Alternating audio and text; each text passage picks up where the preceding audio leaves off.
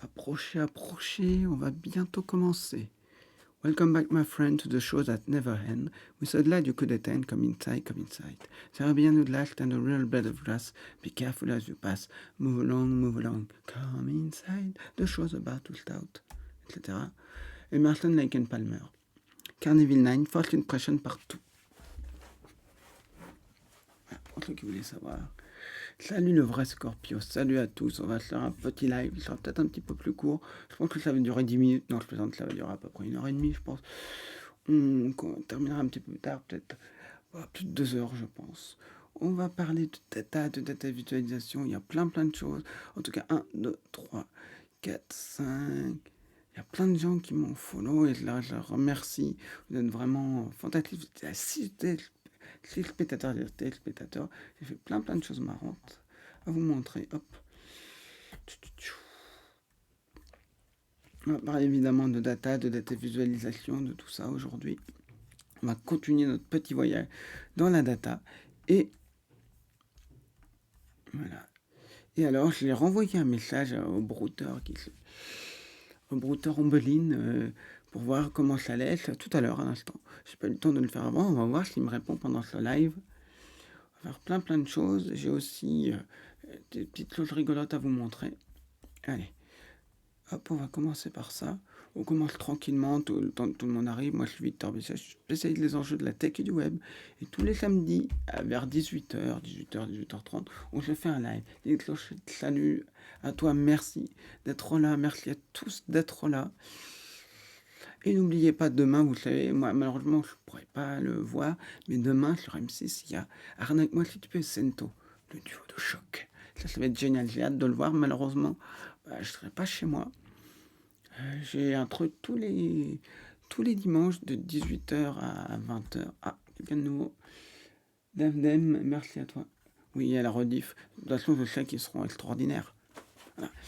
Et en fait, le truc, c'est que je suis à la radio, je suis dans le public d'une émission de radio, donc comme tous les dimanches ou presque. C'est la semaine prochaine que j'ai... Qu'est-ce que c'est ça ?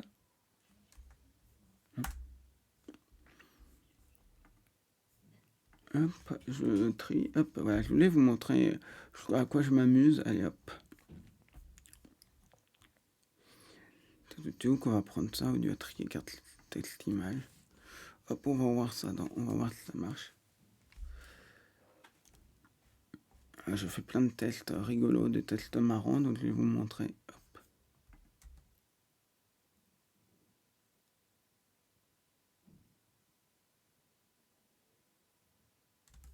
Et voilà, on va vous montrer ça. Allez, hop, on va faire un petit test, on va voir si ça passe bien. Voilà à quoi je m'amuse, je fais des tests pour ma chaîne. Demain, je suis une alerte, je filmerai. Non, mais c'est vraiment... Hop, super. Alors, écran ordi, voilà. Vous n'allez pas me voir pendant un instant, mais ça, c'est normal. C'est où Chrome, Google Chrome. Voilà, regardez à quoi je m'amuse. Ces temps-ci, annuler, enregistrer, ok. Je m'amuse avec, je fais des petits tests pour ma chaîne YouTube. Je voulais tester les nouveaux outils de Final Cut Pro. Donc je m'amuse un petit peu avec ça. Voilà. Et donc c'est deux vidéos qui sont quasiment identiques, c'est sur le même fond. Vous voyez, sans fond vert, on arrive quand même à faire des trucs assez incroyables. Et ce qu'il y a devant, c'est un décor. Les dessous des arnaques, c'est un décor. J'ai rajouté mon logo, j'ai rajouté plein de trucs. J'ai voulu tester pas mal de choses. Voilà. Je vais juste vous montrer ça pour le fun. Hop. Voilà. Bonjour tout le monde. Bonjour Papy Trifon. Hop, voilà ce que j'ai fait.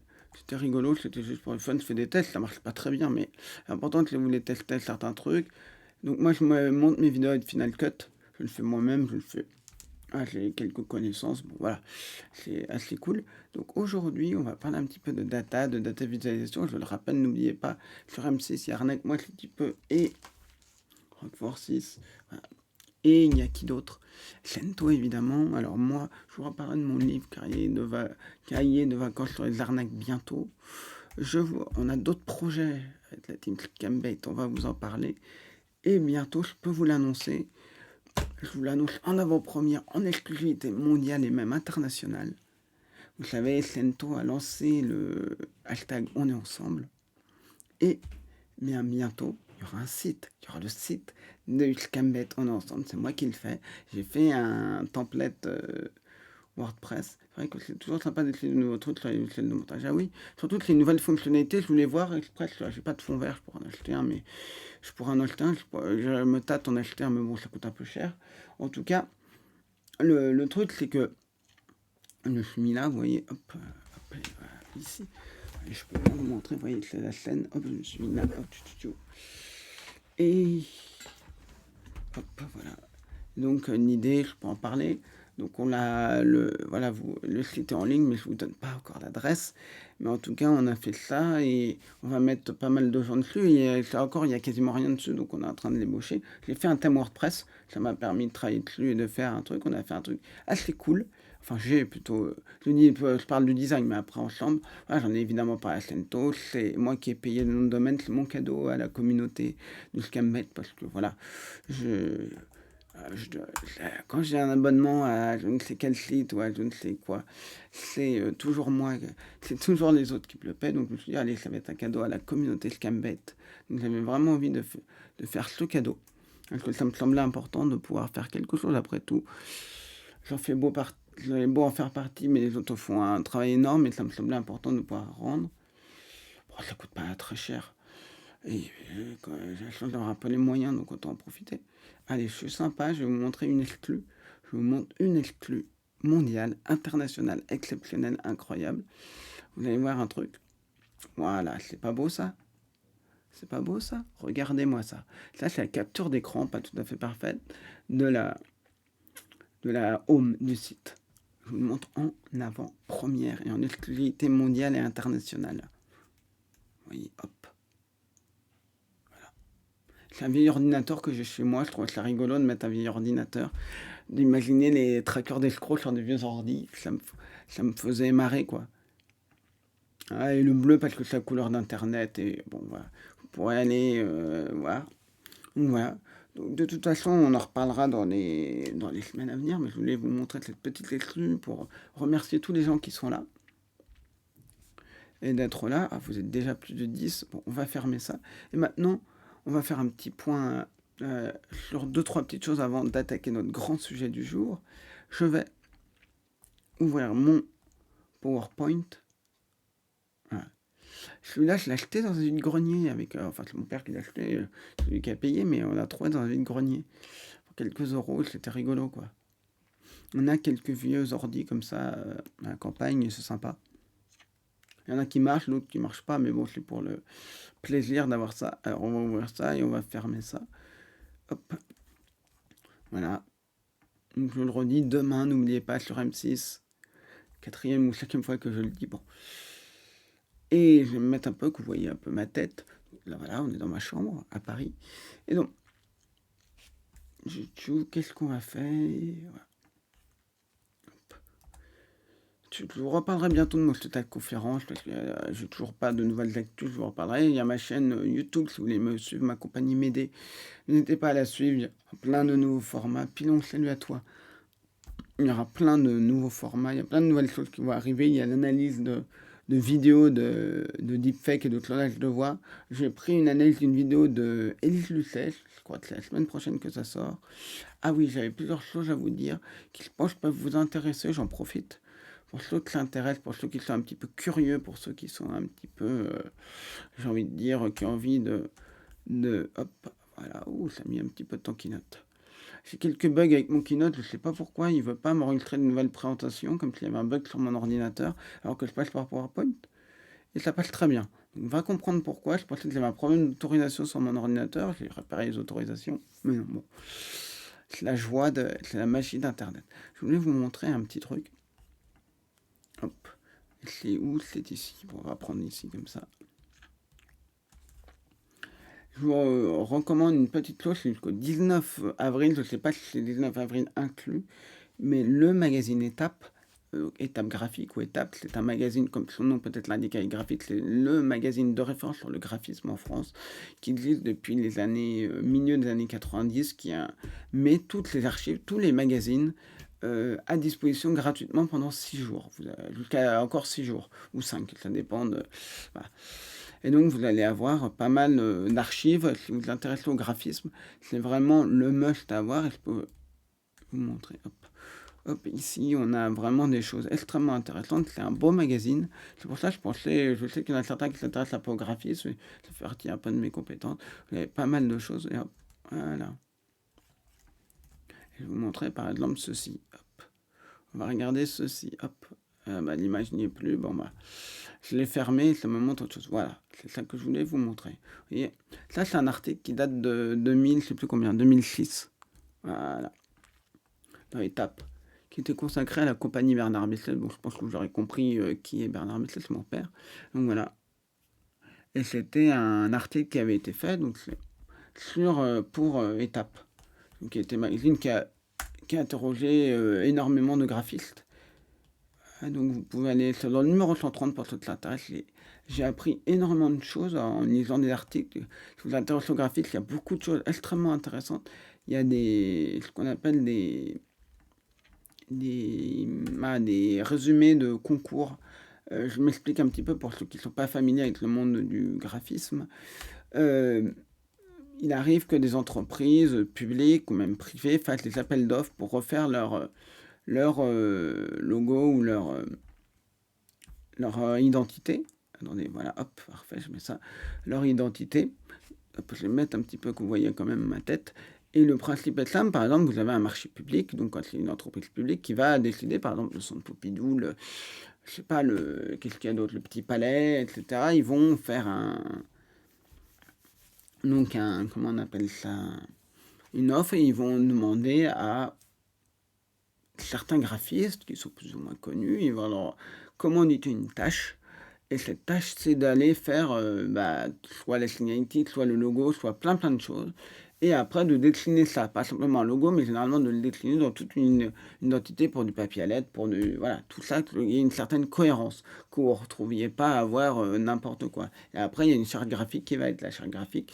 Je vous invite, si vous intéressez à la graphique, regardez la charte graphique du ministère de la Culture en France et celle d'Arte, qui sont très bien, vous les trouvez. Sur Arte, on les trouve, vous tapez charte graphique Arte, vous allez trouver celle de 2011 et 2016, et c'est un bon outil. En gros, c'est une charte graphique qui vous explique qu'est-ce que vous pouvez faire, ne pas faire avec l'image de marque. Concrètement, si par exemple vous voulez faire un papier en lettres, vous n'en avez plus, il faut en refaire, ou vous avez quelqu'un de nouveau qui arrive dans l'entreprise, vous devez refaire le truc, vous avez le mode d'emploi pour que ça corresponde aux autres papiers en lettres anciens. Je ne sais pas si vous me suivez, mais si imaginez que vous avez un papier à lettres, lequel le nom est là, et un autre, le nom est là, un autre, le nom est là, et que c'est pas la même typo, c'est pas le même truc, il n'y a pas de cohérence, c'est un problème. C'est pour ça que ce que j'apprends aussi à mes étudiants à faire dans certains de mes cours, c'est d'avoir une certaine cohérence dans ce que vous faites, et c'est très important. Jusqu'à là, je pense que vous me suivez. Et donc, le principe, c'est qu'on fait des chartes graphiques. Et dans les chartes graphiques, en fait, on va demander de résumer l'univers du Petit Palais, de résumer l'univers de telle ou telle chose. Et c'est hyper intéressant parce que vous voyez comment des graphistes travaillent, ils vont vous montrer leurs différents façons de travailler. Et donc, ça résume en gros l'appel d'offres. On dit qui sont les 5 candidats et qu'est-ce qu'ils ont fait. Et donc, on a pas mal de gens qui expliquent, qui commentent leur travail, et vous avez différents graphistes. Et c'est hyper intéressant, surtout quand vous travaillez sur quelque chose que vous ne connaissez pas forcément. Moi, je vais donner un exemple tout simple, que j'ai lu dans l'article. Père m'en avait parlé, mais c'est intéressant de le lire. Dans les années 2000, il y a un musée qui apparemment est ouvert, où il était ailleurs, je ne veux pas dire de bêtises, c'était le musée d'art et d'histoire du judaïsme. Mère, il a travaillé, a fait quelques affiches, et il a participé au concours du logo. C'est pas lui qui a été pris, c'est un autre grand graphiste très talentueux qui a été pris, qui s'appelle Philippe Apollois.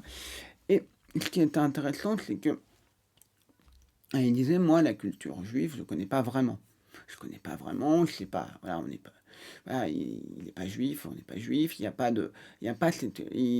s'est dit, bon, qu'est-ce que je peux faire, comment je peux m'imprégner d'un univers que je ne connais pas pour faire quelque chose qui soit assez fort graphiquement, qui soit respectueux, qui tombe pas dans les clichés. Parce que voilà, vous pouvez utiliser des symboles qui sont très forts, connotations très fortes, qui vont être des symboles très, très forts pour les juifs, qui vont être totalement pertinents, mais qui peuvent être mal compris pour d'autres. Donc il fallait, voilà. Et donc et il y avait, à un moment, il y a dans le groupe, il y avait c'était intéressant, il y avait un Allemand et un Israélien qui travaillaient ensemble. Il y avait quelqu'un qui était juif, donc qui lui disait: «Comment je retranscris ma culture au grand public?» parce que c'est un musée d'art et d'histoire, donc c'est quelque chose qui est quand même dans un très beau lieu dans le troisième arrondissement. Donc c'est quand même pas mal de choses. C'est toutes les questions-là qui se posent, comment on fait ça. Et l'article était hyper intéressant et voir sa démarche aussi. Moi, je connais un peu son travail et il expliquait, c'est amusant, il expliquait, il disait, ah, tiens, c'est étonnant, je suis le seul à avoir mis le nom du musée en hébreu. Parce que c'est la culture judaïque, vous savez peut-être qu'il y a deux langues, il y a l'hébreu et le yiddish en fait, je dis pas de bêtises, et je sais pas trop rentrer dans la tête, mais c'est de l'allemand du Moyen-Âge dont on a un peu dont on s'est serré, ça vient de cette base-là, qui a vécu sa propre histoire et qui, au lieu d'utiliser euh, l'alphabet, comment on peut dire, l'alphabet latin utilise l'alphabet hébreu. Enfin, je sais pas si on dit alphabet hébreu, je sais pas comment on appelle ça, je ne veux pas dire de bêtises, mais c'est hyper intéressant de voir comment il a regardé dans des livres, il a interrogé des personnes qui étaient juives, dans ses amis, dans ses entourages, pour essayer de comprendre comment on s'imprègne d'un milieu pour faire quelque chose. Et évidemment, il n'était pas tout seul, il y a une équipe avec lui, il y a tout un travail, c'est toujours hyper intéressant le travail. Et c'est pour ça que je voulais un petit peu parler d'étapes, parce que ça me semblait intéressant s'il y a des gens qui s'intéressent à comment fonctionne l'image, comment fonctionne tout ça. Et je rajouterai une petite conseil, c'est Roman Mars qui fait un podcast absolument génial. Quels sont les thèmes de ce soir? Ça va être la data et data vis. J'attends un petit peu que tout le monde arrive. Et donc je parlais un petit peu de graphisme là, parce que mon père est graphiste. Ah, Black Dragon 59 000 vous a suivi. Bah merci. 59 c'est dans le nord, c'est ça? Bah merci à toi. Ouais, donc c'est hyper intéressant de voir comment tu fais quelque chose, parce que le but c'est de mettre en valeur une histoire voilà, qui est extrêmement riche, extrêmement intéressante, qui est peut-être méconnue du grand public, comment tu fais. Et c'est hyper intéressant et je sais plus dans lequel c'est le magazine, mais c'est hyper intéressant. Et puis il y a certains qui ont montré aussi leur travail, bon. Après certains graphiques sont plus bavards que d'autres, mais c'est hyper intéressant de voir comment on travaille, tous ces trucs-là. Et Étape est vraiment un beau magazine, donc je vous recommande vraiment d'aller regarder tout ça. Là, j'en profite quand il y a des trucs gratuits, quand il y a des choses comme ça. Et je vais terminer par une recommandation, enfin, c'est une double recommandation. C'est Roman Mars. Roman Mars, il a un podcast qui s'appelle 99% Invisible. Et 99% Invisible est un podcast que j'adore. Et il a fait une conférence TED dont il y a vous pouvez la voir en français avec des véritables sous-titrés en français. C'est en anglais, c'est au Canada, à Vancouver. Et ça parle des drapeaux, de l'importance des drapeaux. Regardez-la, ça dure 18 minutes. Montrez-la à n'importe qui veut comprendre ce que c'est le graphisme. Si vous avez quelqu'un qui dit ouais, c'est pas important le graphisme, regardez-là, vous verrez que c'est hyper important. Vous verrez que par exemple, aux États-Unis, dans la ville de Chicago, je vais vous donner cet exemple-là, bah, qui est sur le cercueil des militaires, des policiers, des pompiers, ce n'est pas Roman Mars. Oui, exactement comme ça, Mars. Et 99% invisible, 99% invisible sur podcast. Et tu tapes Roman Mars Flag, TED, TED et flag drapeau, ou tu tapes drapeau, c'est invisible. C'est sur le graphisme, c'est génial. Et en fait, il expliquait une chose, c'est que sur le cercueil donc ces pompiers, ces policiers qu'il y a d'autres militaires qui sont morts en mission, ce n'est pas le drapeau de l'Amérique qui est dessus, c'est le drapeau de Chicago. Et il faut bien comprendre qu'aux États-Unis, il y a un très fort patriotisme, et si vous ne mettez pas le drapeau des États-Unis sur le sur le cercueil de quelqu'un qui est mort pour le pays, ou mort en mission, ça ferait un énorme scandale. Ça ferait un énorme scandale. On n'imagine pas mettre un autre drapeau que celui des États-Unis. Et pourtant, à Chicago, c'est celui de Chicago. Celui de Chicago est partout. Et quelqu'un disait, ouais, mais ça sert à quoi de payer de l'argent pour avoir un meilleur drapeau? En fait, c'est très simple. Ça permet, dans les moments difficiles, de se rallier, d'avoir quelque chose de fédérateur. Et c'est vraiment l'une des meilleures euh, conférences que j'ai pu voir sur le graphisme. Vraiment, il y a un drapeau. Oui, c'est ça. Mais je le dis à mes étudiants, je leur montre. Je montre pas beaucoup de choses parce que je veux pas donner l'impression que c'est le prof qui diffuse beaucoup de choses en cours, mais je leur montre ça, c'est dans 18 minutes, et je le dis à tous mes étudiants, même ceux qui sont pas en design, je leur montre quand même, parce que je leur dis, c'est quand même important. Si vous comprenez ça, si vous comprenez les bases qu'il y a là-dedans, vous comprenez les bases du graphisme, c'est important. Parce que souvent, le graphisme, c'est un peu aléatoire, dans le sens où qu'est-ce qui est beau, qu'est-ce qui est... C'est une question de goût aussi parfois, mais voilà. Mais après, il y a des règles, après des règles qui peuvent être cassées. Mais voilà, je vous invite vraiment à aller voir ça. Donc voilà, à peu près. Et je vais terminer quand même. Hop, on va montrer ça. Voilà, je vous montre un petit peu. Je parle de mon père, autant en profiter pour vous montrer ça. Tac, tac, tac. Hop, on va juste montrer ça, comme ça me permet de calibrer ma fenêtre. Voilà. Il intéresse mon père un site qui s'appelle. Ce n'est pas le drapeau. À Chicago, c'est généralement le drapeau de Chicago qui est à la place du drapeau américain. J'ai expliqué dans la conférence de la presse, ça a peut-être changé depuis. Voilà, donc ça, c'est des affiches que mon père et son agence, parce qu'ils n'étaient pas tout seuls. Il faut savoir qu'il était plusieurs à travailler dessus. On fait. Ah, faut pas croire qu'il était tout seul, c'est vraiment un travail de groupe. Si. Ah, et d'ailleurs, vous pourrez retrouver toutes les personnes qui ont collaboré avec lui, parce que ça lui semblait important de les mettre sur le site, dans le CV, montrer qu'il n'est pas tout seul. Ah, je vous avais parlé de. J'aime bien montrer l'exemple de la boîte de. La boîte de. Comment? La boîte de pâté. Comment il a réinventé la boîte de pâté. Je trouve ça hyper intéressant. Vous voyez? Quand vous voyez une boîte comme ça de pâté, peu importe que vous soyez végétarien ou quoi que ce soit, mais une boîte de conserve qui est comme ça tout de suite. Ah, ça intrigue, vous voyez, avec vous avez moins de, déjà vous avez moins de choses dessus, donc c'est écologique parce que vous avez moins de papier, vous avez moins de choses, et ça se démarque tout de suite. Il faut reconnaître la plupart des boîtes des paquets d'emballage, des packaging sont une horreur, c'est partout, c'est affreux, alors que là ça pourrait être beau, mais la plupart sont extrêmement moches. Ah, ça c'est des cartons d'invitation, vous voyez, des livres, il a fait beaucoup de livres, voilà. Hop, un petit peu, je vous montre un petit peu. Généralement, les deux affiches qui... Hop, elle est où? Les deux affiches qui ont marqué les gens, c'est l'affiche des robots, là, pour le Japon. Et il y a l'affiche des nains, que vous avez vu en premier, c'est la 2000 nains à Bagatelle. J'ai encore des gens, quand je dis que mon père est graphiste, je leur montre cette affiche. Ah, mais oui, je la connais. Comme quoi, c'est rigolo. Et j'adore aussi les mangas. Vous voyez, tout simplement, c'est une expo de 99. Comment vous mettez les mangas en avant? Avec des bulles, aussi simple, vous voyez, simple, efficace. C'est quand même génial. Moi, je trouve que c'est... Vous voyez, pas forcément besoin de faire très compliqué. Voilà. Alors, je rappelle pour les nouveaux qui arrivent, il y a Arnaque-moi si tu peux, et il y a... Hop, qu'est-ce qu'il y a? Arnaque-moi si tu peux, et Sento, qui seront là. Je regardais si... Voilà, merci pour lui. Qui vont donc être sur M6, ça va être énorme. Ça va être énorme, énorme, énorme, ça va être génial. Moi, je vais peut-être faire un média cette semaine, je vous en dis pas plus. Je vous dirai dès que j'ai l'info, ce sera un petit interview rapide sur les faux... comment? C'est les deepfakes, parce que j'essaie de faire un maximum de promotion. Il y a eu une petite vidéo de 20 minutes qui a été faite là-dessus. On a été, avec une spécialiste qui s'appelle Clara Bismuth, on a été interrogé pour parler des deepfakes, un peu expliqué. Donc c'était vraiment bien. Intéressant, et puis il y avait un article, un truc, ça parle en plus, ça a été fait grâce à, la personne a vu le deepfake de Guillaume Canet qui a été dénoncé par Guillaume Canet, et c'est ça qui lui a donné envie de faire l'article. Donc je trouve ça hyper bien parce que cette prévention, vous voyez, ça amène à faire un article pour parler de ça, non pas qu'il y ait moi dedans, ça c'est pas important, l'important c'est que ça a fait un article, ça va faire encore plus de prévention.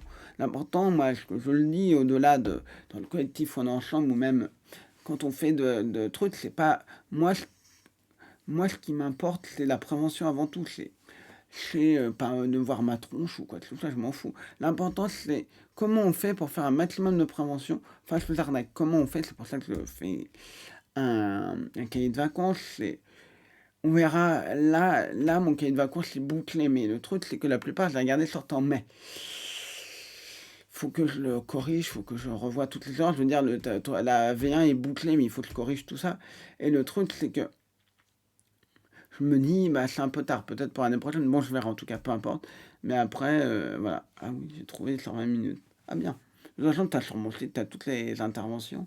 Et puis le truc, ce qui est pas mal, c'est que c'est de faire de la prévention. Moi, je veux dire, il y a des fois où je peux indiquer quelqu'un qui va être beaucoup plus pertinent sur la chose importante, c'est que dès que je fais une prévention, as-tu vu la vidéo de Cyprien de ce matin? Non. Je vais aller regarder ce que c'est. Il parle des deepfakes. Où il est dedans. Ne croyez pas cette vidéo.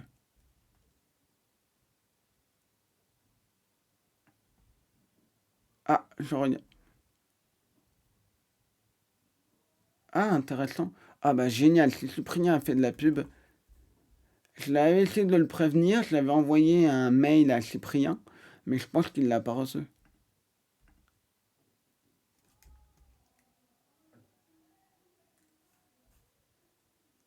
C'est super. Ah bah franchement, Cyprien, je l'ai partagé parce que... Ah mais... Voilà.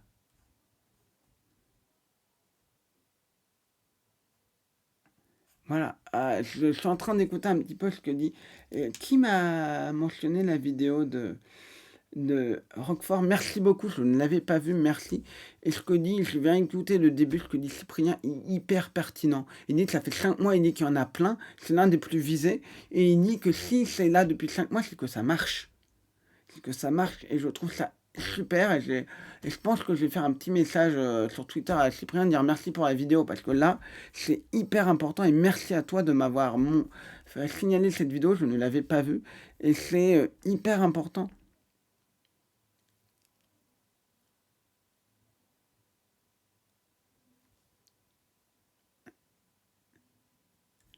C'est hyper intéressant. Après, je sais pas s'il dit.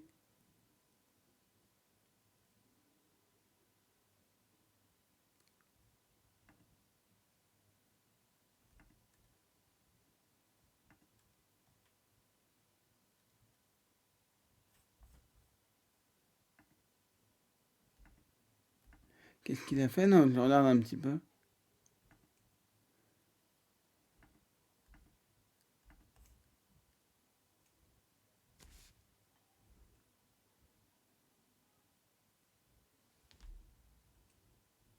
Ah, super, il va porter plainte.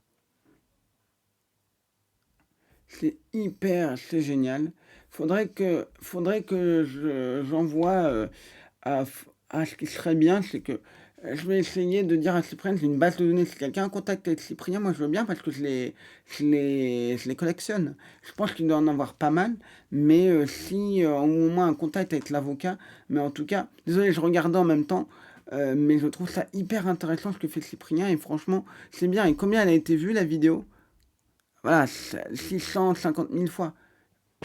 Tu peux pas faire meilleure prévention. Après, j'ai pas tout regardé. Il a fait un petit gag, un petit sketch, mais l'intro est nickel. L'intro est parfait. Il explique très bien ce que c'est. Il explique le sentiment que c'est bizarre d'un coup. Ça va faire très bizarre de voir sa voix. Mais, mais c'est top. C'est top, top, top. Et il faut avoir un maximum de gens. Et je suis hyper, hyper content que quelqu'un comme ça, il est au courant. Il est, voilà. Mais franchement, merci à toi, Roquefort 6. Mais ça me donne la pêche. Voilà. Et franchement, je vais aller partager sa vidéo et voilà. Moi, je regarderai le truc. Mais voilà, mais c'est quand même hyper bien. Allez. Oui, Guillaume Canet, je lui disais que Guillaume Canet, en fait, la vidéo, la personne l'a vue, la journaliste, et c'est drôle, je lui ai dit, bah, c'est moi qui connaissais quelqu'un, je l'ai passé à Guillaume, qui l'a passé à Guillaume Canet, qui m'avait dit, bah, tu t'envoies, voilà, l'ami Sam, je peux le dire, je cache rien, voilà, il le sait. Et, et donc, c'est comme ça que ça s'est fait, et plus on aura de la prévention contre ces arnaques, moins on aura de gens qui sont vulnérables. Je vais terminer là-dessus en disant une chose, ce que j'ai expliqué à la journaliste aussi. Quand vous avez un numéro qui vous appelle, le numéro que vous voyez, c'est le numéro de la banque. Vous êtes en confiance, vous dites, ouais, bon, bah, c'est la banque, vous ne pensez pas forcément que la personne vous a arnaqué. Féfé Kane, salut à toi. Et en fait, le problème, c'est que, voilà, il y en a à l'appel, il faut toutes ces arnaques-là. C'est pour ça qu'on est là. Demain, bah, M6, Sento et arnaque, moi, ça va faire énormément de prévention.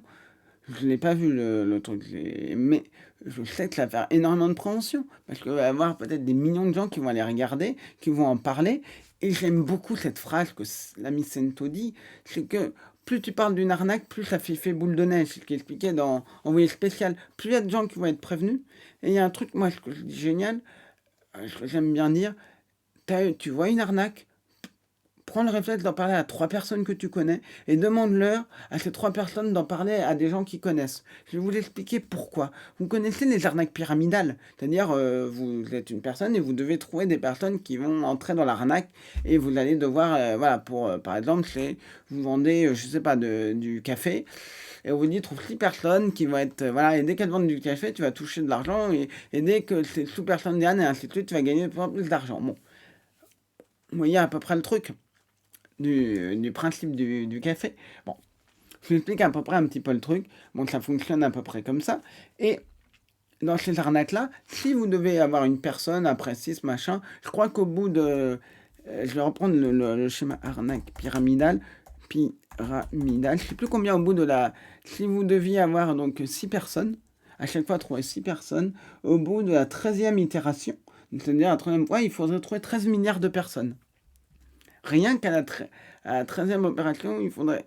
À la 13e itération, il faut 13 milliards de personnes. Ce qui, vous comprenez, n'est pas possible.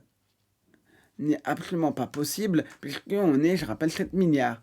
Mais donc, vous vous dites, c'est pourquoi je dis ça, parce que je vais vous montrer que ça peut aller très vite. Vous en parlez à 3 personnes, même 2 personnes, vous pouvez très très vite tomber sur plein de gens qui vont être hyper vigilants. Et ça, c'est top. C'est pour ça que je dis, plus vous en parlez, moins il y aura de victimes. Et même si vous ne parlez pas d'une arnaque spécifique, il y en a une autre, la personne va être beaucoup plus vigilante. Et c'est pour ça que, qu'est-ce qui va se passer s'il y a 1 million de demain qui regardent sur les brouteurs, sur les machins, bah ces 1 million-là, ils vont peut-être en parler à d'autres personnes qui ça va faire un effet boule de neige.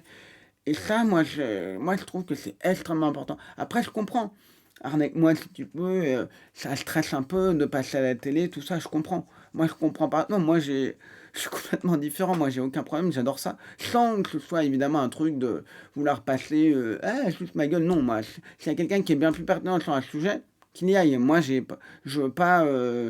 Juste, si j'arrive à l'écran et que je suis pas capable de bien parler, de bien dire, je l'ai expliqué quand je suis intervenu sur BFM pour parler de je l'ai préparé, même si je connais très bien le sujet, j'ai préparé toutes les questions parce que je savais que ça allait être court et concis. Donc, il fallait pas que je raconte n'importe quoi et que, voilà, en peu de temps, j'ai du temps.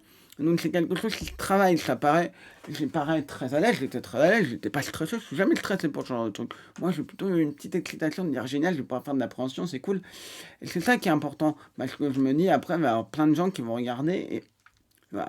Donc si ça vous intéresse, il y a quelques lives, je vais vous expliquer comment j'ai fait préparer l'interview de BFM, vous pourrez le retrouver, n'hésitez pas, et s'il y en a qui le veulent, je pourrais le séparer, je pourrais le mettre dans une vidéo. Mercredi prochain, dans ma vidéo, on analyse une vidéo, un fake d'Élise Lucet. Vous verrez, c'est très intéressant, un long fake de 5 minutes. Je l'ai analysé parce que ça me semblait intéressant de décortiquer comment ces arnaques fonctionnent, de dire tous les mécanismes, tous les trucs. Et voilà, moi je suis hyper content parce que je vois Cyprien qui fait cette pub-là, je me dis, yes, c'est génial, génial, génial, génial, génial. Et c'est très très bien. Alors, moi j'ai pas vu l'acheminement du milieu, je sais pas si c'est bien, mais voilà, je suis en live avec vous. Mais en tout cas, hop, mes 2 petits décors. Donc aujourd'hui, je vous avais proposé on va rentrer dans le cœur du sujet. J'aime bien commencer par un petit peu discussion à bâton rompu, un petit peu actualité, parler un petit peu de tout. Et on va parler, donc on va revenir sur le sujet de la data et de la data visualisation. Je vais quand même faire un petit retour rapide sur ce que c'est. La data, je vais expliquer les 2 termes et je vous montrerai 2-3 petits trucs. Et après, on va partir. Ça vous va? On fait comme ça, je pense que ce sera bien, quand même un petit rappel, désolé pour ceux qui étaient là, mais bon, ça fera un petit rafraîchissement, c'est important aussi, parce que tout le monde n'est pas là forcément. Vous avez le droit à me suivre, ah bah merci à lui, super chaîne, n'hésitez pas à aller voir l'interview avec Sento, ça fait plaisir, je l'avais pas vu, t'es concentré dans ce que je fais, et donc on va parler donc, de data, et data visualisation. C'est de mon anglais, vous remarquez qu'il commence exactement pareil. C'est les cours que je donne, salut, vous l'avez le droit, salut. Et donc, ce qui est intéressant dans la data, c'est de la donnée. C'est le mot anglais pour donner. Une donnée, c'est quoi concrètement? Une donnée, c'est la date de la bataille de Marignan, le nombre d'éléphants qui restent sur la planète Terre, le nombre de pandas qui restent sur la planète Terre. Qu'est-ce qu'il peut y avoir d'autre? Le nombre de personnes qui s'appellent Jean depuis que le prénom existe. Vous voyez que la donnée, ça peut être une donnée, 1515, ça peut être des milliards, même parfois des centaines, des dizaines de milliards. Et il y a quelque chose qui est un truc hyper intéressant, c'est que ces données-là, quand c'est de la grosse donnée, on appelle ça de la big data, c'est-à-dire grosse donnée. Et cette donnée-là, elle intéresse énormément les entreprises qui veulent les récupérer pour en savoir plus sur nous.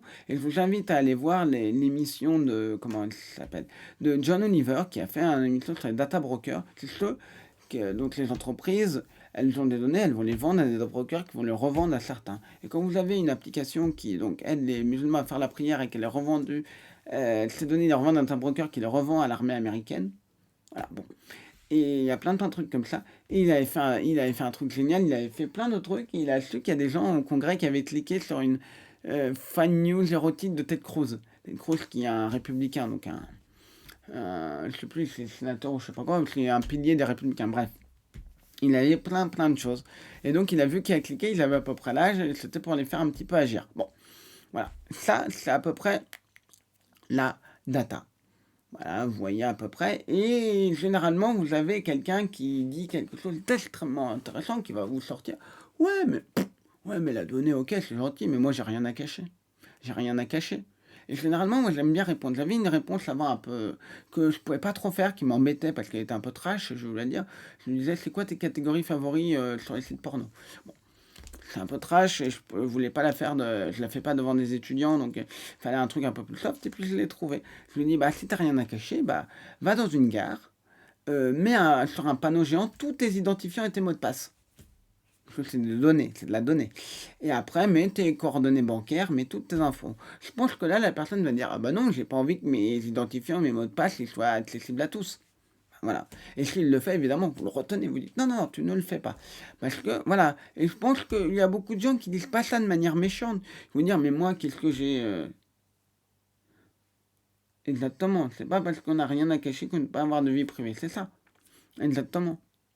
Et ce qui est intéressant là-dedans, c'est que. Je me donne la citation. Et ce qui est intéressant là-dedans, c'est qu'en fait, ces données-là. C'est vraiment la porte de données. Mais en fait, le truc, c'est que les gens disent, moi, j'ai rien à cacher. En fait, tu vois très bien que. En fait, non. Et c'est important, et les gens se rendent compte parce qu'il y a beaucoup de gens qui disent pas ça de manière méchante, moi. Et il y a même des gens qui, quand je vois qu'ils sont là, qu'est-ce que tu dirais face à une personne qui te dit ça? J'explique ce que je dis, voilà, c'est le bon argument. J'ai trouvé ça, et puis j'en parle un peu dans mon spectacle conférence que je fais, que je cherche à jouer sur les phishing empionage, et le deuxième est sur les brouteurs. Voilà, j'ai un site, pour ceux qui s'intéressent, j'ai un site qui s'appelle Les enjeux de la tech et du web.fr. Vous allez retrouver toutes les informations sur mes spectacles conférences. Donc, maintenant, deuxième sujet, la data vise. On en a parlé la semaine dernière. La data vise, c'est data visualization, c'est la représentation visuelle de données pour en améliorant, simplifier la compréhension. Je vais vous donner un exemple tout simple que je vous ai donné la dernière fois et que je donne dans mon spectacle pour expliquer un petit peu. J'explique pourquoi je n'ai pas fait un spectacle sur la data et la data vise. Elle commence à peu près par ça. Et ça me permet aussi d'un peu parler de data et de data vise. Imaginez un instant que je déverse dans vous des petites briques Lego et que je vous dis quelle est la couleur dominante et tu as 3 secondes pour trouver. S'il n'y a pas une couleur qui domine, c'est-à-dire qu'il n'y a pas une couleur qui est plus importante qu'une autre, il n'y en a pas une qui est peut-être plus forte, qui veut dire qui est représentée, si vous avez que des briques blanches et une brique rouge, c'est facile à voir. Mais s'il n'y en a pas, ça va être très compliqué. Vous allez avoir du mal à retrouver, vous allez du mal à savoir qu'est-ce qu'il y a, qu'est-ce qu'il n'y a pas. Bon. Et de vous dire, bon, ok, est-ce que c'est le jaune, est-ce que c'est le bleu? En 3 secondes, c'est impossible. Pourtant, si j'enlève cette contrainte de temps, et que je vous prends toutes les briques et que je vous les positionne, et que je vous les laisse comme ça, vous allez instinctivement les trier par couleur, mais pas uniquement les trier en tas, vous allez les trier de manière ordonnée, peut-être les mettre 5 par 5, peut-être les mettre 10 par 10 pour pouvoir les compter plus facilement. Parce que ok, si vous faites un tas de jaune, un tas de bleu, et que en fait le jaune et le bleu, exactement, il ne faut pas qu'on n'a rien à voir à se reprocher, n'a rien à voir à cacher, exactement. C'est tout à fait ça.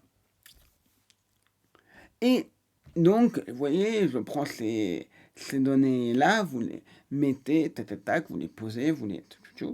Et petit à petit, si vous les détails qu'il y en a un, il y en a 20, l'autre 21, et puis elles n'ont pas forcément la même taille, donc ça aide pas.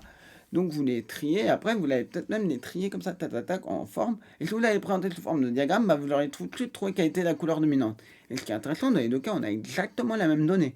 Dans l'un, elle est brute, et dans l'autre, on lui a donné un sens. On aurait pu lui donner un autre sens, qui est tout simplement les briques qui sont comment on appelle ça, donc qui sont des briques, des tailles de briques, voilà. On aurait pu faire ça, mais en réalité, non, on ne l'a pas fait. Pourquoi? Dans le tas, ça me va. Pourquoi t'aimes pas les Lego verts?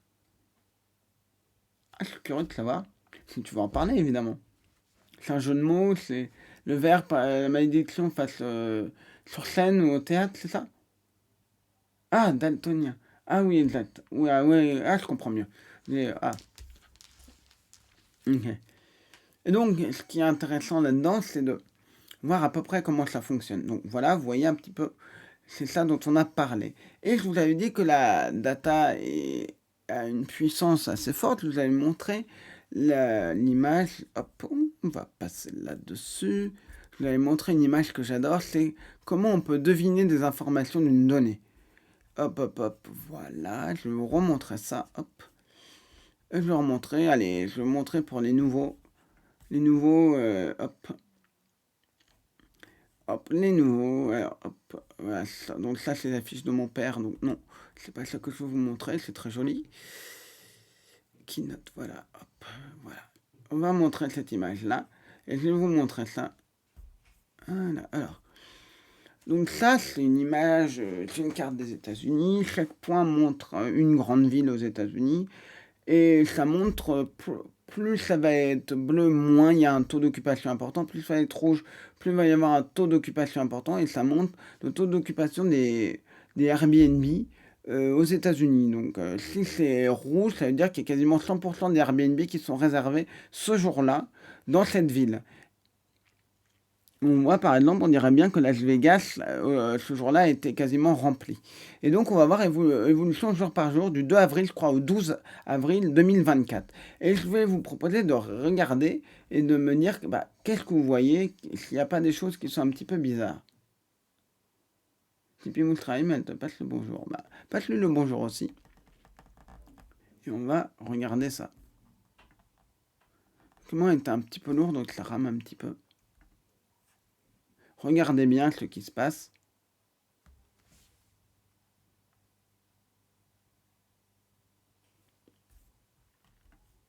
Je vais faire ça parce que sinon... Je vous le remets une deuxième fois. Est-ce que vous, pour ceux qui n'étaient pas là, est-ce que vous remarquez pas quelque chose d'un petit peu bizarre? Exactement.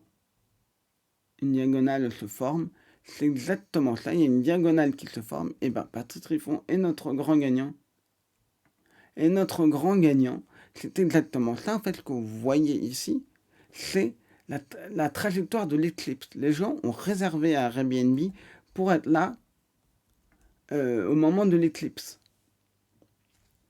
Et donc, on voit bien exactement la trajectoire. Et là, ce qui est intéressant, c'est qu'en regardant ces données, vous êtes capable de savoir quelle information, parce que vous avez le contexte, vous êtes capable de comprendre. Et pourtant, c'est juste des points sur une carte, c'est juste des points qui montrent des villes. Je n'étais pas là, je viens de découvrir que Victor faisait... Ouais, mais Nin TV, je fais pas mal de live. Tous les samedis à 18h, je parle des enjeux de la tech et du web. Et voilà, on fera aussi un peu de chasse de brouteurs, mais pour l'instant, moi, je sors tout ça. Et là, ce qui est intéressant, c'est qu'on voit, c'est quand même assez incroyable, qu'on arrive à avoir une information. Et je montre un autre exemple dans mes cours, je vais vous le donner, allez, je suis gentil, pour ceux qui n'étaient pas là, on va le faire. C'est les séries, ah j'adore. Hop, je vous montre celle-là. Moi, c'est pas ma série préférée, c'est juste mon truc préféré à montrer, parce que je trouve que c'est hyper intéressant. Je vous explique un petit peu. Là, ils ont réservé pour les titres, ça me rappelle celle de 99. Et moi aussi, j'avais 9 ans. Je vous propose de regarder un petit peu qu'est-ce qu'on voit en haut.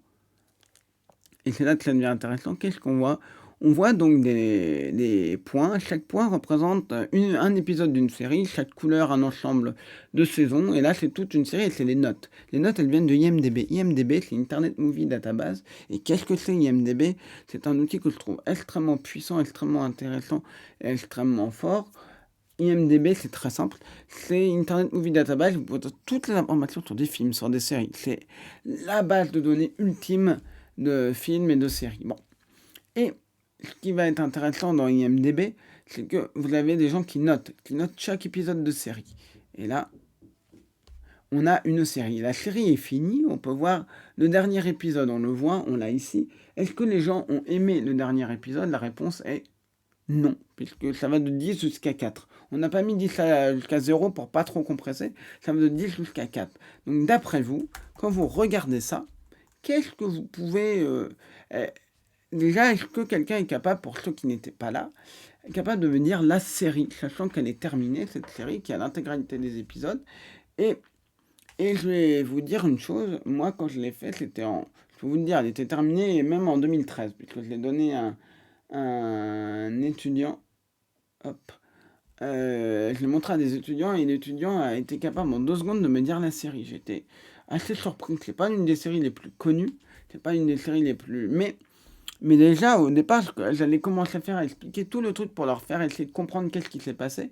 Déjà, quand on regarde ici, si vous n'avez pas d'idée de série, qu'est-ce que vous voyez, qu'est-ce que vous comprenez?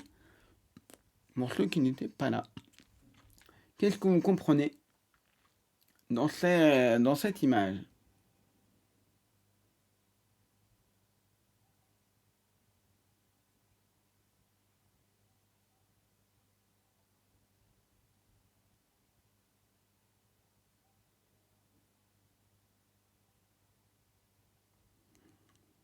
Oh, bah, tiens, j'ai une arnaque de brouteur.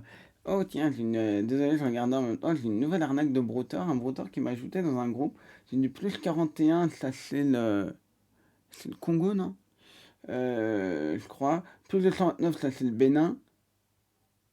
Ah, j'étais même admin Nudruk et je ne le suis plus. Vous êtes désormais admin, vous n'êtes plus admin. Ah bon, bah, ok.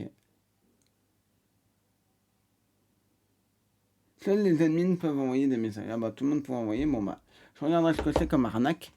Donc, en fait, là, ce qu'on voit là-dedans, c'est... Ouais, exactement. Ouais, oui.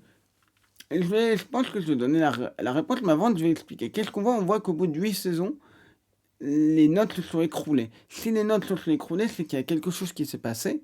Et en fait, ce qui s'est passé à simple, c'est qu'un des acteurs a été viré. On pourrait remplacer ou virer, mais l'un des acteurs a été viré. Il a été viré parce qu'il a insulté le producteur, propos antisémites, propos haineux, etc. Bon, il a bien fait d'être viré. Et là, évidemment, bah, ils ont essayé de faire revivre la série sans le personnage, l'un des personnages principaux. Un des personnages, un des... Oui, personnellement. Et donc, bah, est-ce que les gens ont aimé? Ils ont un peu plus aimé, mais après, au bout de la 11e saison, ils disent non, ça suffit, on aime un peu plus, maintenant on se lasse. Parce qu'ils ont essayé de faire revivre la série de toutes sortes de manières possibles et imaginables. Et en fait, qu'est-ce qu'il y a là-dedans? On le voit très bien. C'est que la série, ça s'appelle Two and a Half Men, ou Mon oncle Charlie en français. Et c'est une série, en gros, c'était un homme riche et son frère et son fils, le frère et le fils du frère débarquent. Donc voilà, c'est leur mésaventures. On voit qu'on a quand même une série. Si on exclut la saison 8 où ils ont dû la couper un peu, bah 1, 2, 3, 4, 5, 6. On avait 7 saisons qui se tenaient bien, avec parfois des épisodes qui sortaient du lot. On avait quand même pour une saison avoir 7 vous voyez, 7 quand même, 7 saisons qui se tiennent à peu près. C'est quand même assez remarquable. Ça veut dire, bon, après, c'est une série qui est un peu trash, je préfère prévenir, mais c'est quand même assez remarquable de se dire que ça a pu. Voilà. Et d'un coup, il y a des trucs. Après, je peux vous en montrer d'autres. Ça, c'est Fraser. Ça, c'est How I Met Your Mother. Les gens n'ont pas aimé le dernier. Il y a certains épisodes qu'ils ont aimé dans la dernière saison. Ça, c'est un autre style parce que l'autre site qui était plus esthétique, malheureusement, n'existe plus. Ça, c'est quoi? South Park, Black Mirror, Doctor Who. Après, il y a certains, ils montrent les derniers Cheers. Les gens ont adoré le final de Cheers. Walking Dead, Seinfeld. Est-ce que les gens ont aimé le final? Non. Et vous voyez, il y a certains épisodes, les gens n'ont pas aimé parce que c'est des best-of. Vous voyez, Seinfeld, qui est considéré comme une des plus grandes séries de tous les temps, la pire note, elle est à... Si on exclut celle du best-of, il n'y a aucune note au-dessous de 7. Quasiment, il n'y en a qu'une seule qui est au-dessous de 7,5. Combien de séries avec plus de quasiment 200 épisodes peuvent se targuer d'avoir comme ça? D'avoir autant de... euh, Après, j'en ai certaines. X-Files, je vous montre un petit peu. True Detective, Lost. Je crois que True Detective, il y a plusieurs saisons. House of Cards aussi. Friends. Est-ce que les gens ont aimé les derniers épisodes? Oui. Voilà. Voilà. Hop, là, les gens ont moins aimé parce que ça devait être un best-of. Dexter. J'ai jamais regardé Dexter, mais je sais à peu près de quoi ça parle, mais j'aime bien. Est-ce que les gens ont aimé la dernière saison? La réponse est non. Et est-ce qu'ils ont aimé... Et ils ont de moins en moins aimé. J'adore comme ça se dégringole comme pas possible. Alors que vous voyez, vous avez une série qui, avant cette saison-là, avait eu quand même, si on regarde uniquement sur les notes, avait quand même une 1, 2, 3, 4, 5 saisons bonnes, une saison un tout petit peu moins bonne, qui était considérée comme un petit peu, voilà, par rapport au reste, quand vous regardez, c'est un peu en dessous. Après, une saison 7 qui se rattrape avec même des épisodes qui sont un peu mieux classés. Et on voit que dans cette saison, ça augmente l'intérêt, les gens aiment de plus en plus.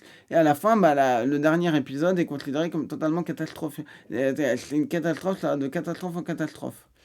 Mad Men, The Wire, The Office. Est-ce que les gens ont aimé les derniers épisodes?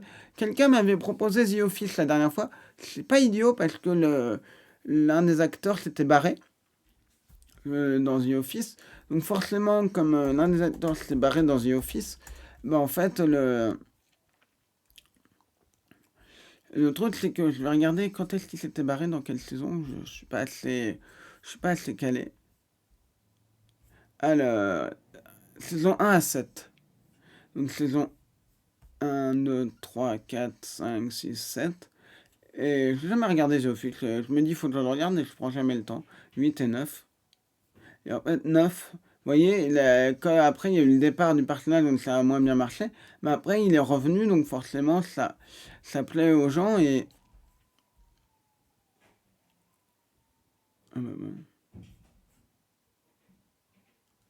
voilà, donc vous voyez à peu près. Hop, après, qu'est-ce qu'on a d'autre? Ça, c'était. Hop, je ne sais même plus ce que c'est. Ouais, ça doit être. Je pense que c'est Game of Thrones. Ça, je crois que c'est Game of Thrones aussi, vous voyez? La dernière saison, hop. Une série dont les épisodes sont presque notés à 10 et après les derniers épisodes se retrouvent à être 4. Vous voyez, Mad Men, Breaking Bad, Les Simpsons. Les Simpsons ont quand même une régularité incroyable. Ça, je suis absolument admiratif. Il manque les derniers épisodes, les dernières saisons. Il doit monter peut-être 4-5 saisons.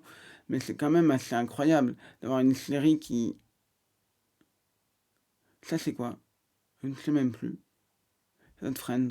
Et le Big Bang Theory. Je voulais vous montrer un petit peu ça parce que je pense que ça permet de bien montrer un petit peu l'importance.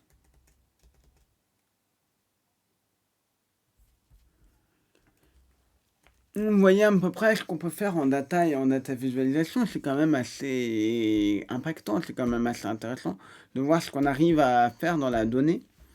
Et ça permet de faire plein de choses. Hop, on va continuer un petit peu avec de la data. Hop, voilà. J'ai d'autres choses à vous montrer. Voilà, je vais le chercher, c'est où? Hop, hop, c'est un peu plus haut. Voilà.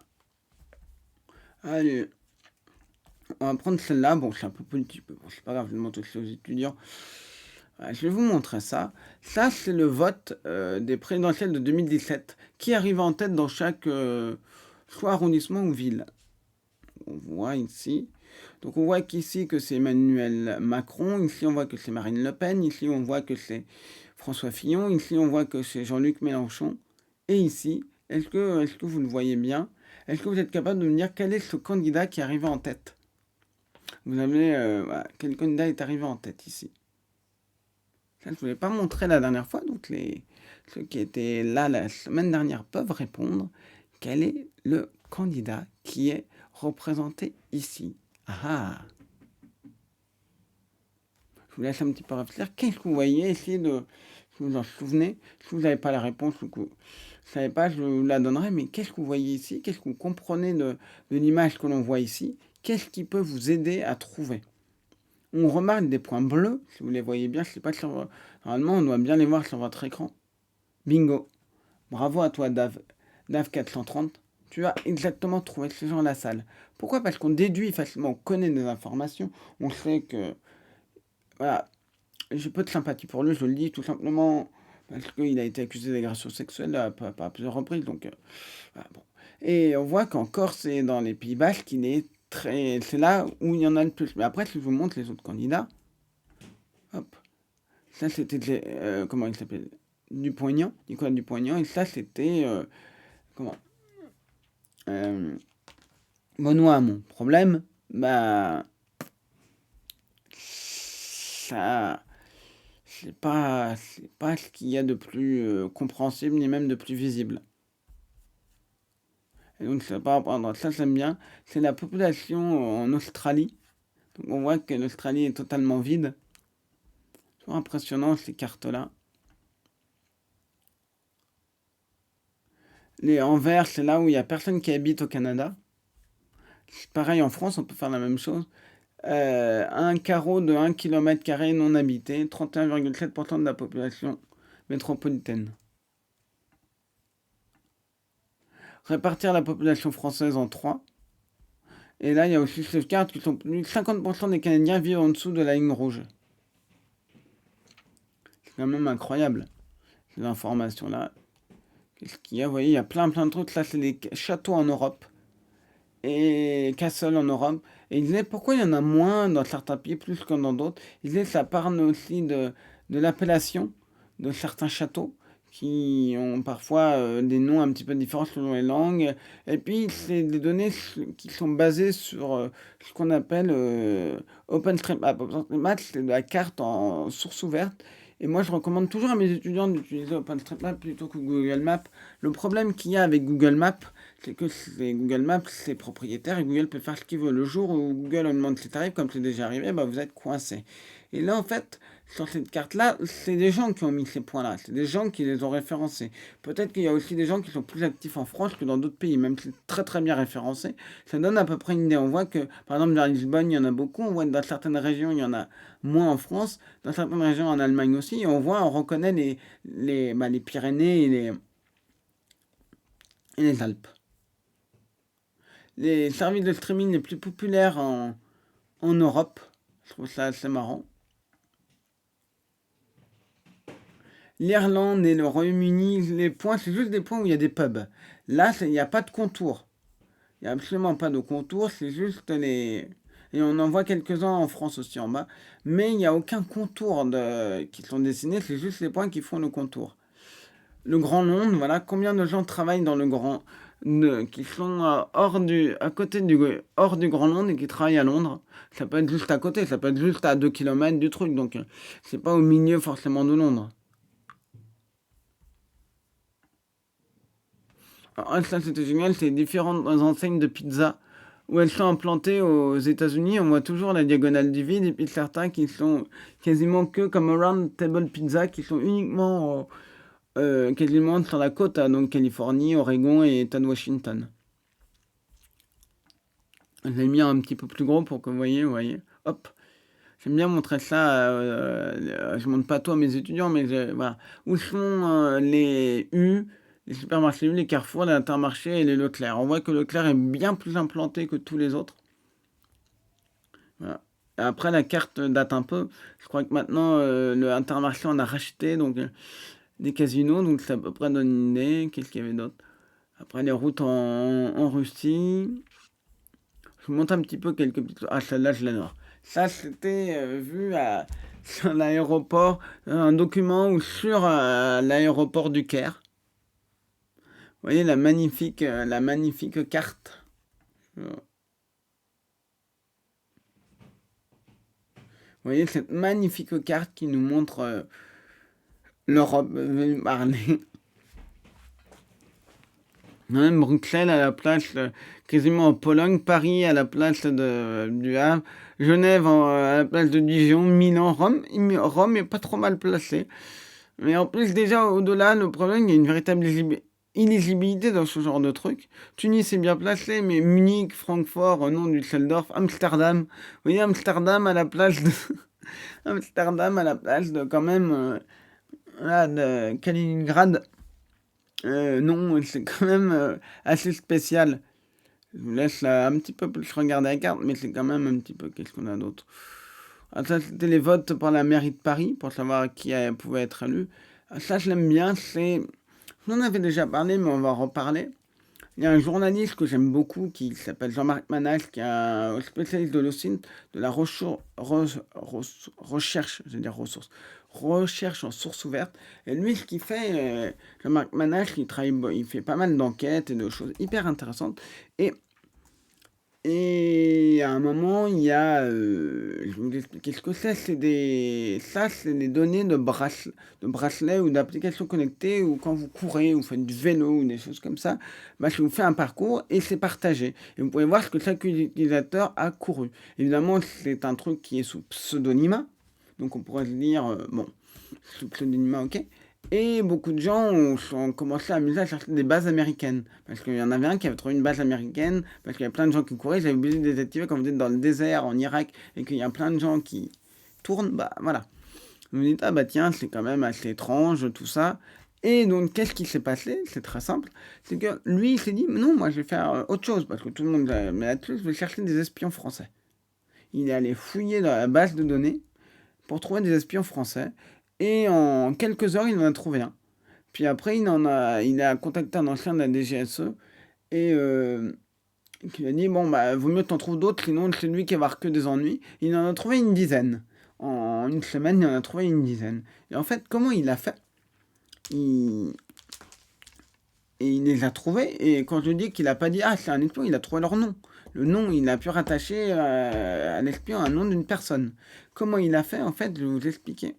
C'est que quand vous avez des trucs qui tournent comme ça, bah vous avez, les lieux où sont la DGSE, il y a DGSI et DGSE, donc Direction Générale de la Sécurité Extérieure, donc c'est là où sont les espions, la DGSE, est comment on appelle ça? Hop, il y a deux lieux, je ne sais plus où exactement, mais il y a deux lieux. Et donc, il a regardé tous les gens qui couraient à côté de ces lieux-là.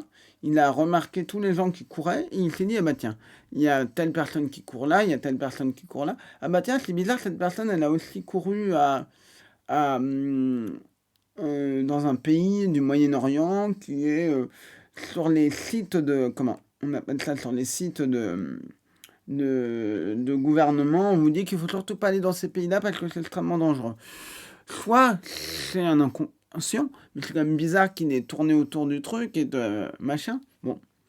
Mais vous allez me dire, ok, là, ça vous donne une information sur un espion. Ça vous donne une information que ouais, la piscine exactement, le QG de la DGSE. Et en fait, vous vous dites, bah, oui, il y en a un, je crois, vers Nogent, je sais pas où, sur Marne, et un autre à Paris. Et en gros, c'est intéressant parce que vous dites, en fait, ce qui se passe.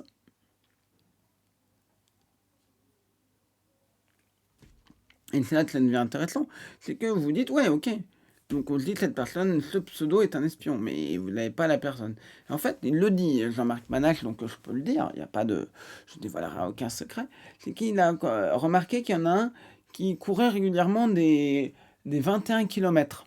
Il courait régulièrement 21 km, puis 42 km. Donc vous comprenez que ce type, qu'est-ce qu'il faisait? Qu'est-ce que cette personne faisait dans l'application? Utilisait l'application pour quoi exactement? Pour préparer quoi? Est-ce que vous avez une idée? Ça, c'est facile.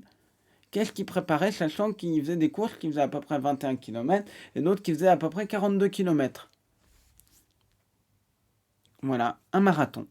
Donc à partir de là, il savait à peu près, quand vous faites un marathon, quand vous faites un marathon, ouais, en fait, quand vous faites un marathon, vous êtes à peu près constant. Je veux dire, imaginez que vous courez un marathon en 3 heures, vous n'allez pas par miracle courir en 2 heures d'un coup. Bon, voilà, vous savez. Et donc, il avait un pseudo. Il a regardé généralement les pseudos, ça peut être des pseudos qui sont en lien avec votre nom. Je ne sais pas, vous appelez, je sais pas, Florence, vous avez appelé Flo75, bah, ça peut donner une idée. Et c'est comme ça qu'il a identifié un espion. Et c'était pour alerter, évidemment. C'est pour dire, attention, il y a des dangers, ces applications peuvent être dangereuses. Et il a trouvé donc un espion. Voilà. Et après, il en trouve un deuxième, un troisième, un quatrième, comme ça. Et, euh, et donc, il s'est passé quelque chose, quand même, d'un petit peu inquiétant avec ces espions-là. Et ça montre que même quand on pense être sécurisé, même quand on pense, parfois la faille est humaine. L'ami Aki disait, pour ceux qui l'ont connu, Aki était extraordinaire, il disait, c'est quoi le plus gros problème? C'est ce qu'il y a entre la chaise et le clavier, c'est-à-dire l'être humain. Les failles sont humaines. Quand on vous persuade de télécharger un logiciel, quand on vous persuade de vous pirater ou quoi que ce soit, bah, il y a beau y avoir un antivirus sur votre ordinateur, mais si le truc est bien fait et passe l'antivirus, vous allez vous faire avoir. Pourquoi? Parce que quand les brouteurs ou tous ces gens-là, quand on leur envoie des petits cadeaux ou des trucs comme ça, ou même Cento envoie des trucs, le type qui est persuadé de pouvoir vider le compte de Cento, le compte de Bernard Grimaud ou de Madame Grimaud, il est persuadé de pouvoir vider son compte. Et que lui, bah, il y a la carte, elle s'ouvre pas. Bah, le type, il a qu'une seule envie, c'est de la récupérer sur son ordinateur et essayer de l'ouvrir. Il va me dire, mais c'est génial, j'ai une carte, je vais l'ouvrir, je vais me faire un maximum de pognon, je vais lui vider son compte. Et il se rend pas compte qu'en fait, oh, petit cadeau. Voilà. Et en fait, c'est génial parce que le truc, il se rend pas compte qu'il s'est fait avoir. En fait, l'exemple que je donne, l'escroc est conditionné. Quand Sento est très sérieux avec l'escroc, et bah, l'escroc il arrive, il voit la caisse d'épargne, il voit écrit caisse d'épargne.fr, il connaît pas Sento, il voit ça, bah, il voit caisse d'épargne. Il se dit, bah bon, ok, c'est sur le truc, ça a l'air legit, c'est un ordinateur d'une petite grand-mère ou d'un petit grand-père, bon, il a l'air de rien y connaître en informatique, je lui suis mon scénario et je vois qu'il gobe tout.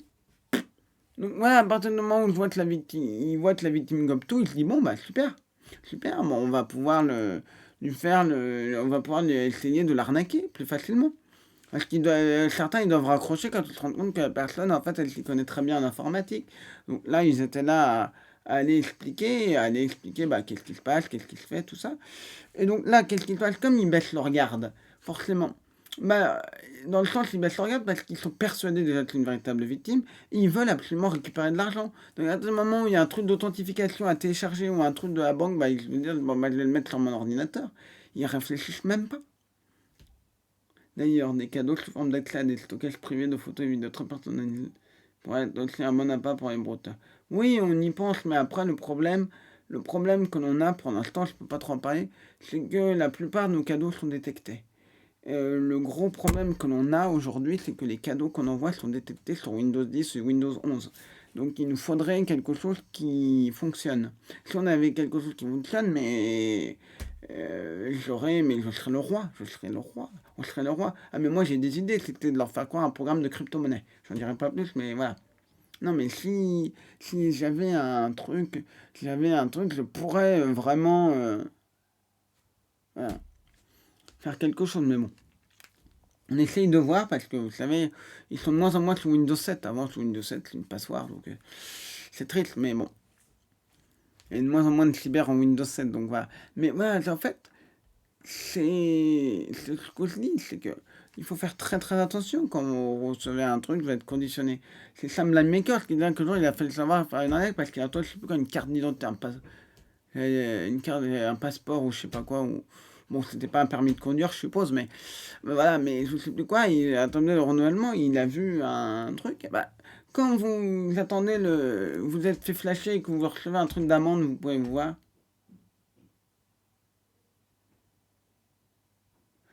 C'est pas efficace avec Windows 11, donc non, non. Donc non, non, malheureusement non. Donc ça va pas nous aider du tout. Donc les vieilles versions de Windows qui sont... Attends, Windows 7, Windows 8 parfois, mais... Voilà, mais c'est pour ça que j'ai arrêté d'envoyer des petits cadeaux, parce que... Voilà. Voilà. Et si vous avez des conseils à nous donner, tout ça, pas dans le chat surtout, parce que c'est pas du tout chat friendly, mais n'hésitez pas à m'envoyer un message. Hop, hop. C'est moi qui ai tapé sur le truc et d'un coup c'est devenu tout rouge. J'ai fait tac comme ça et c'est devenu tout rouge. Je me suis dit merde, mon truc audio. Ah, vous voyez, hop, ça marche bien. Et là je coupe. Je peux couper, remettre. Voilà. Bon, tout ça pour dire qu'en fait, ce qui est important quand on fait de la track, vous voyez, quand on manipule, et puis ça permet de connaître le niveau. Et puis moi, je l'ai testé, c'est pourtant, je leur faisais plein de trucs pour savoir si c'était bon ou pas en informatique, pour voir si on pouvait les bananer ou pas. Parce que le but de récupérer l'ordi, c'est faire de moins en moins de victimes. Ce qui est important, c'est d'avoir de moins en moins de victimes, et c'est ça qui est vraiment ultra important. Hop. Vous voyez, donc la data, voilà, je voulais vous montrer un petit peu. Hop, la crypto, ça peut être crédible effectivement. Programme de garde donc pas connu par Windows et donc déclaré potentiellement dangereux. Mais l'attrait est grand qu'il serait capable de cliquer dessus. Ouais, mais ce qui est chiant, c'est qu'il faut désinstaller l'antivirus. Ils vont pas aimer tout ça, c'est très compliqué. Mais la crypto, ça peut marcher. Moi, ça marche.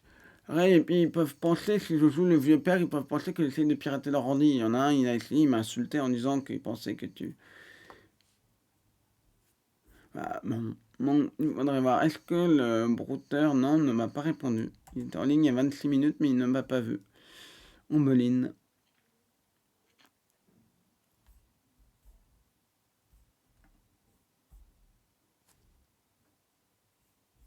Je vais fermer le truc, il me répondra sûrement pas. Ça me prend un petit peu plus d'espace. Alors, alors. La semaine prochaine, je vais pas commencer là-dessus parce que c'est un gros sujet. La semaine prochaine, on continuera la data. Bien sûr, on termine pas maintenant. La data et la data vis, on va parler, devinez, vous devinerez jamais de quoi on va parler. Et ben, du collaboratif et de d'IA pour vous aider à faire votre data. Et ça, j'en parlais depuis très longtemps. Ça fait à peu près 10 ans que j'en parle. Donc, c'est pas quelque chose qui est arrivé avec l'intelligence artificielle. C'est pas quelque chose qui est nouveau en soi. C'est relativement nouveau par rapport à l'informatique, tout ça, mais on parlera de ça. Vous verrez, c'est hyper intéressant. Il y aura plein de choses à dire. Et en plus, bien de la data. Oui, il y aura aussi des data en open source. Je vous expliquerai comment retrouver de la data en source ouverte. Vous aurez plein d'informations sur ça. Vous saurez tout sur la data. Oui, parce que c'est le but de ce cycle sur la data. Je mettrai, je crois que la vidéo de la semaine dernière, je ne l'ai pas encore mis en ligne, j'ai pas eu le temps. Il y aura pas mal de choses. Et je vais vous faire quelques petites annonces. On va aller chasser bientôt du brouteur aussi. Parce que j'ai mon style à moi et je sais qu'il est un peu différent d'Arnaque moi et de Lalin qui font un boulot mais extraordinaire, qui font, il est absolument monumental. Si vous ne les connaissez pas, allez les suivre, allez les follow, ils sont mais extraordinaires. Franchement, c'est les meilleurs quoi. Et moi, je faisais des trucs un peu différents bien avant que qu'ils existent. Et moi, je faisais des trucs rigolos donc aussi. Donc on partagera ça, faut que je mette un setup, faut tout ça, et puis bon, j'ai un compte déjà pour les faire chier, donc c'est déjà pas mal. Donc je trouverai un petit peu les moyens de voir comment on va faire tout ça. Hop. J'ai un Facebook et après je compte les ramener sur WhatsApp. J'ai aussi un Insta, mais je pense que je vais les récupérer sur WhatsApp. Et puis j'ai mon profil de vieux père. Je peux faire le brouteur expérimenté. Ce que j'avais fait aussi, c'est que j'étais allé chercher des brouteurs sur ce que je fais, signal arnaque. Signal arnaque, hop, je vais sur signal arnaque et je tape. Euh, Arnakonov, je prenais les Arnakonov et je regardais les numéros qu'il y avait. Alors, hop, voilà, sur une annonce, hop, annonce immobilière, j'essaie de trouver des brouteurs. Alors, hop, je leur envoyais des messages en faisant croire que j'étais quoi? C'est quoi la connerie? Un mini-bar. Coucou Émile-moi, salut à toi. Et je leur faisais croire que tu te remettes au scambet. En fait, j'ai jamais quitté le scambet. Mais je l'ai toujours fait. J'ai fait une petite pause, mais je l'ai jamais vraiment quitté. Moi, genre, pour moi, c'était plus. Je le faisais pas pour faire le fun, prévention, tout ça. Je le faisais autrement. Je le faisais pour attaquer des escrocs et récupérer un maximum d'informations. Mais aujourd'hui, le problème, c'est que pour attaquer les brouteurs, c'est plus compliqué parce que les petits cadeaux, quand je leur envoie, bah, ils marchent plus. Donc j'ai plus de petits cadeaux à envoyer, donc c'est un peu dommage.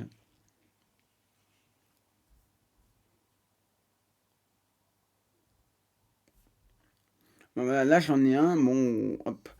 Et généralement, en fait, je leur envoie pas mal de choses, je leur envoyais.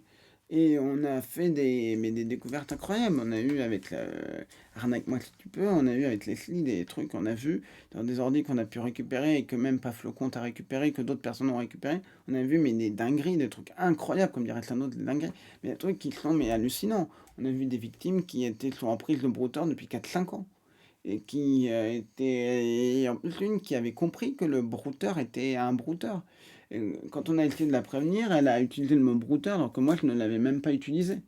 Elle me dit attention, il y a des escrocs, moi j'utilise le mot escroc, tout ça, parce que brouteur, les gens ne connaissent pas tous forcément. Elle dit oui, c'est un brouteur, est-ce que vous voulez de l'aide? Non, je pense qu'elle a pris peur. Mais en fait, le type a essayé après de la recontacter. Bon, après, lui, ça faisait plusieurs mois qu'on l'avait en surveillance, mais on n'avait pas vu ça. Parce qu'il devait faire beaucoup de ça sur son téléphone. Et il n'était pas tant connecté tout le temps. Et lui, on n'avait aucune honte, voilà, comme la plupart. Et bon, après, il a compris on lui a pris tous ses comptes. Donc, il a perdu des heures et des heures de bara. Et là, oh, bah tiens, il y a un truc qui était quand même génial, c'est que le brouteur était là. Il a reformaté son ordi, donc il a un peu tout perdu. Voilà, c'était bien fait pour lui. On l'a perdu, mais bon. Mais il n'a pas su d'où ça venait, parce qu'on l'avait depuis 6 mois. Donc il n'a pas compris d'où ça venait, ce truc. C'est ça qui est bien, c'est qu'il a absolument pas compris d'où ça venait, puisque ça faisait 6 mois. Mais on en a eu des trucs incroyables, malheureusement, des brouteurs qui étaient extrêmement bons, ouais, qui ont fait des dégâts terribles. Et des fois, c'est compliqué. On en a vu, on a eu des histoires avec Arnaque. Moi, rien qu'une photo, on a essayé de retrouver où était la personne. Enfin, pour moi, c'est ma spécialité aussi. T'appartiens à un arrêt de bus, je peux retrouver une personne. Parce qu'on savait la ville déjà, donc j'ai exploré tous les arrêts de bus, tous les trucs, je vous l'avais déjà raconté. Plein de trucs comme ça qui font que. Hop, là, plutôt me mettre au milieu, je vais baisser ça pour pas que vous ayez le truc dans le retour dans les yeux. Le Stevie Moline, oui et non, certains en fait étaient plus redoutables. Enfin, en bowling, tout ça, c'est peut-être le plus dangereux qu'on a sur la chaîne, mais il est un peu naïf, donc ça permet un peu de jouer avec pour lui faire perdre du temps. Mais le problème, c'est que beaucoup sont. Il y en a qui sont très bons, qui sont. Vous leur racontez, mais un centième des conneries que Arnaque-moi ou même peut lui dire, ou même Lala, ils vont nous insulter, quoi, et comprendre que c'est une arnaque et nous bloquer. Mais il y en a beaucoup qui sont extrêmement. Alors, depuis quelques jours, comme j'en ai marre de recevoir un ne va pas à l'encontre des standards de la communauté par Facebook quand je reporte un brouteur, je me suis mis à leur répondre avec des commentaires du genre brouteur, ton profil a été retenu à PLCC. Ils veulent bien faire ta connaissance. Moi, quand je peux avoir un impact, très honnêtement, la plupart, ils vont te dire, ils vont en rire. Ils vont en rire. Ils vont en rire. La meilleure chose à faire, si tu as une victime, ce serait, mais est-ce que ça marche? Il faudrait monter un dossier pour la PLCC. La police, voilà. Mais la plupart, ils s'en foutent, ils sont sur un compte, ils vont.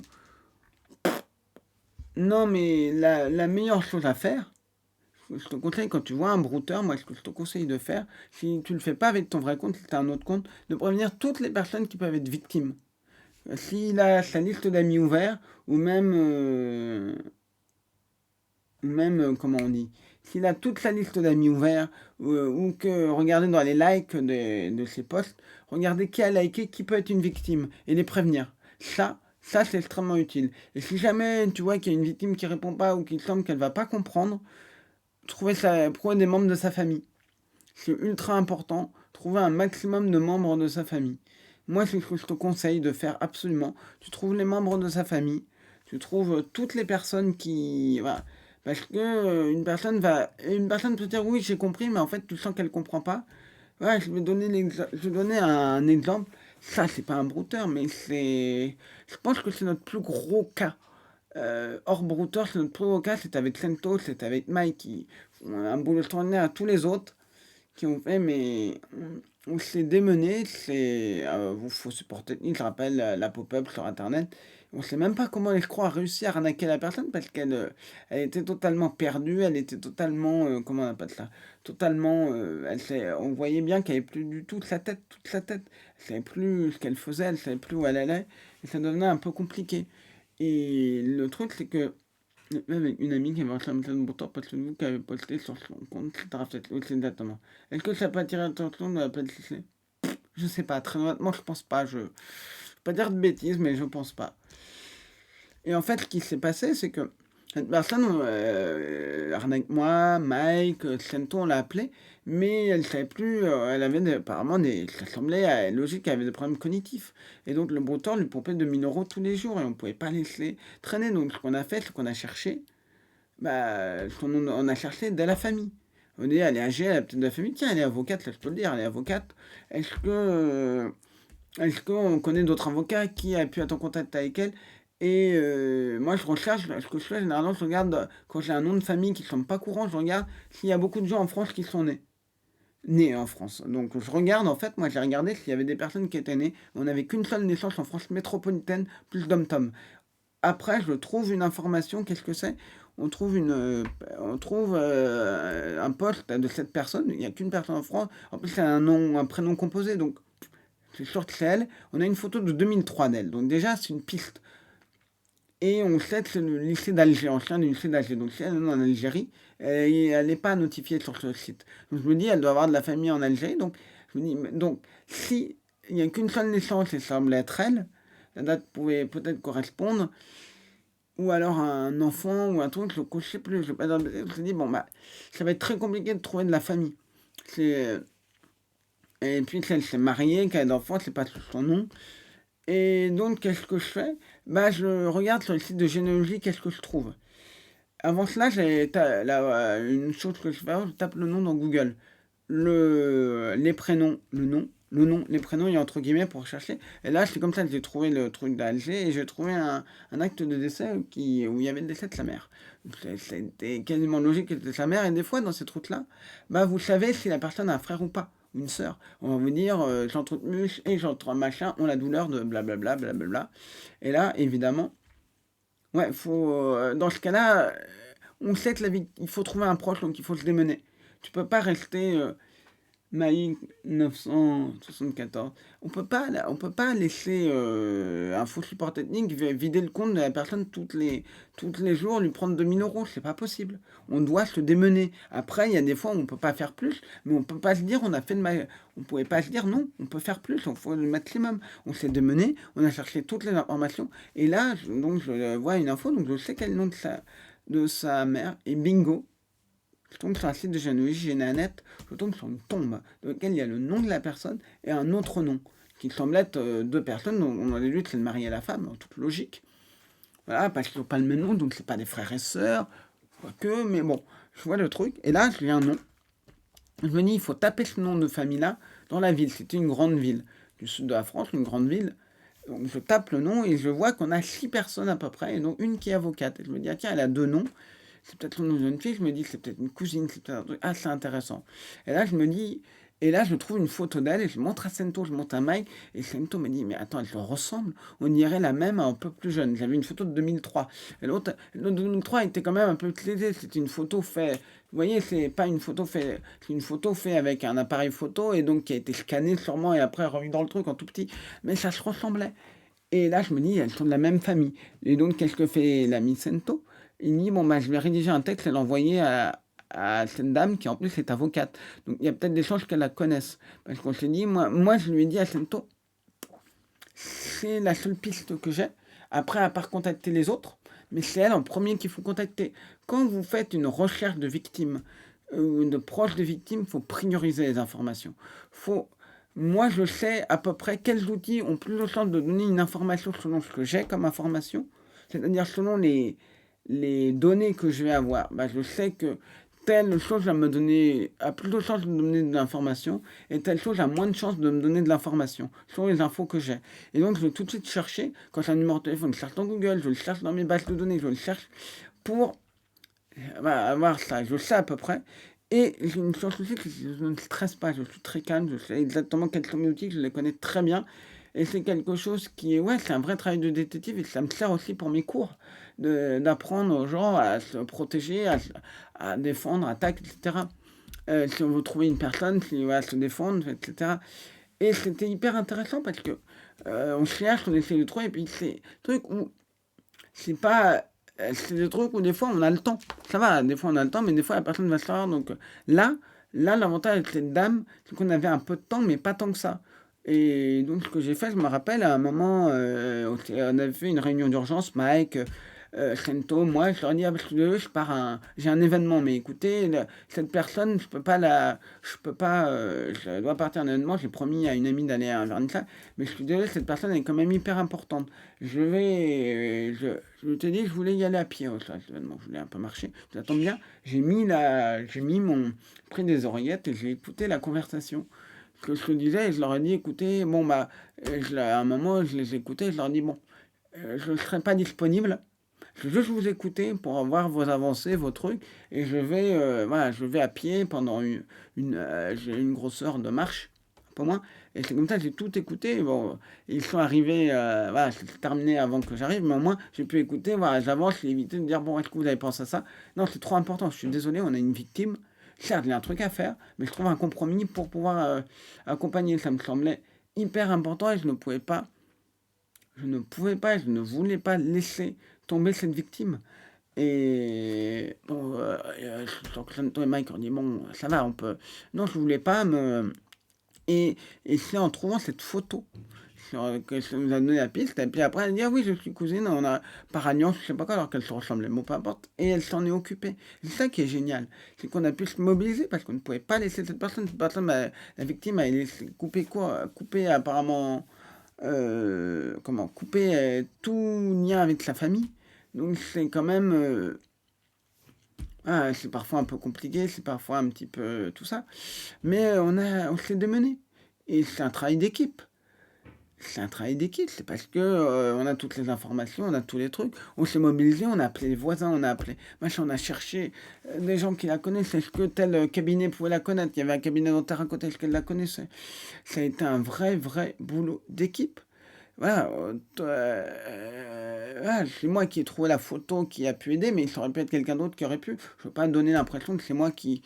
C'est peut-être moi qui ai le plus de connaissances en OSINT, clairement de l'équipe peut-être. C'est peut-être moi qui ai le plus, parce que j'enseigne ça, c'est ma spécialité.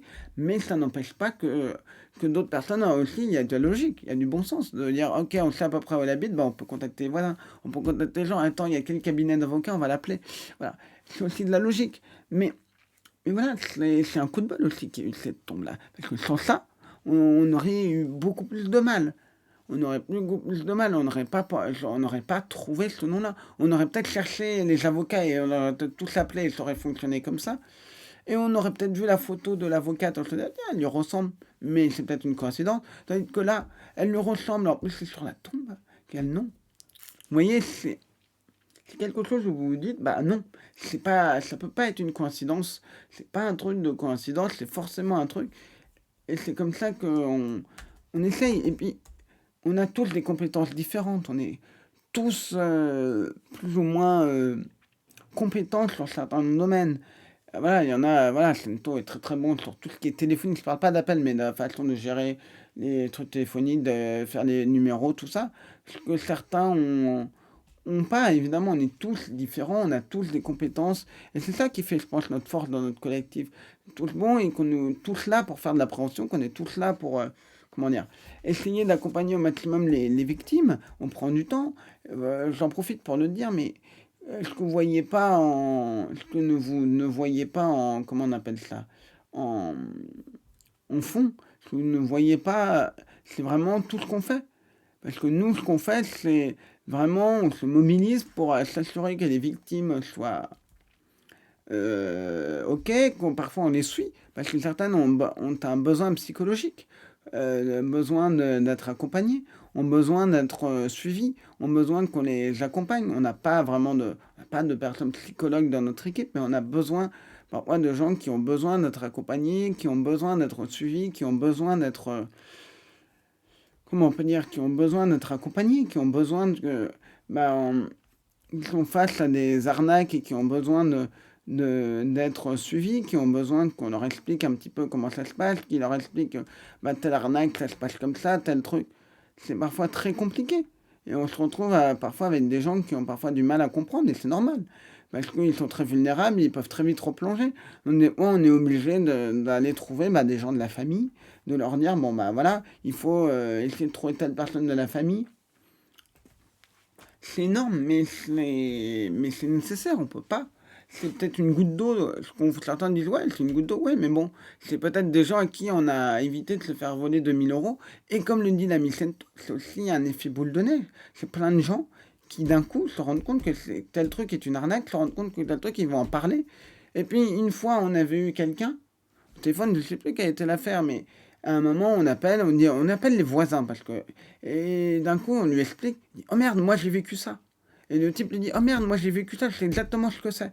Et d'un coup, il a pris le téléphone, il est arrivé chez le voisin, il dit, coupe l'appel. Et quand tu as ton voisin que tu connais, que tu apprécies, qui avait... Tu sais pas, tu as vécu l'arnaque, qui est comme ça, après, tu peux lui expliquer avec ses mots. Donc c'était mieux. Et on lui a dit, bah, si vous avez un problème, quoi que ce soit. Une autre fois, on s'est dit, mais le type, attends, il est à la mairie, faut appeler les gens. Quand on a quelqu'un et qu'on sait le village, moi je regarde combien il y a d'habitants pour voir s'il est potentiellement connu dans le village. Donc je regarde s'il est dans une association, si on retrouve son nom, si on retrouve des trucs. Mais vous savez pas imaginer ce qu'on peut retrouver sur une victime. Et tant mieux, j'ai envie de dire. Mais d'un côté, ça peut être embêtant si on va vous faire chier. Mais c'est un gros gros boulot, on adore faire ça. Moi j'adore faire ça parce que ça m'entraîne dans mes cours, ça me permet de recentrer. Et puis chaque cas est différent. T'as pas meilleur, j'ai pas envie de dire exercice parce que il y a des vies humaines derrière, c'est en jeu, mais c'est le meilleur truc que tu peux défouler. Voilà, quand il n'y a pas de, quand c'est pas urgent, c'est un bon exercice. Quand c'est urgent, ça ne pas parce qu'on, voilà, il faut absolument sauver les victimes, il faut absolument les accompagner, il faut absolument faire le maximum. Nous, on est vraiment là pour les accompagner. Et c'est ça qui est important aujourd'hui. Nous, ce qui nous importe, c'est comment on accompagne une victime, comment on l'aide, tout ce que vous voyez pas forcément et qui nous prend énormément de temps. Qui peut nous prendre énormément de temps. Voilà. Surtout arnaque-moi, Leslie, qui est avec beaucoup de personnes victimes de brouteurs. Et puis, quand vous avez des gens qui ont besoin aussi d'être. Voilà, sans doute, là, aussi le site Mon Brouteur avec un forum. Aussi, on fait de la prévention. Moi, je suis pas mal dessus. On est plusieurs à expliquer. Et on fait un petit peu de prévention. On explique un peu. Voilà, on est partout où on peut. On est partout où on peut faire de la prévention. On y est. Et c'est vraiment ça qui nous importe. C'est vraiment ça qui est le plus important pour nous. C'est comment on peut faire le maximum de prévention et éviter qu'il y ait un maximum d'arnaques. Voilà. J'en profite. Est-ce que vous avez des questions sur les brouteurs, des questions des arnaques? Tenez, je vais regarder si Ambeline a répondu. Et pour ceux que ça intéresse,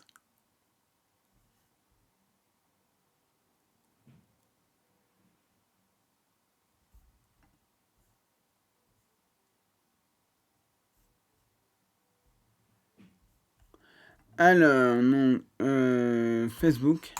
On va regarder s'il a répondu, Ambeline. Non, il n'a pas répondu. Bon, il n'était pas en ligne, bon, c'est pas grave. Et alors lui.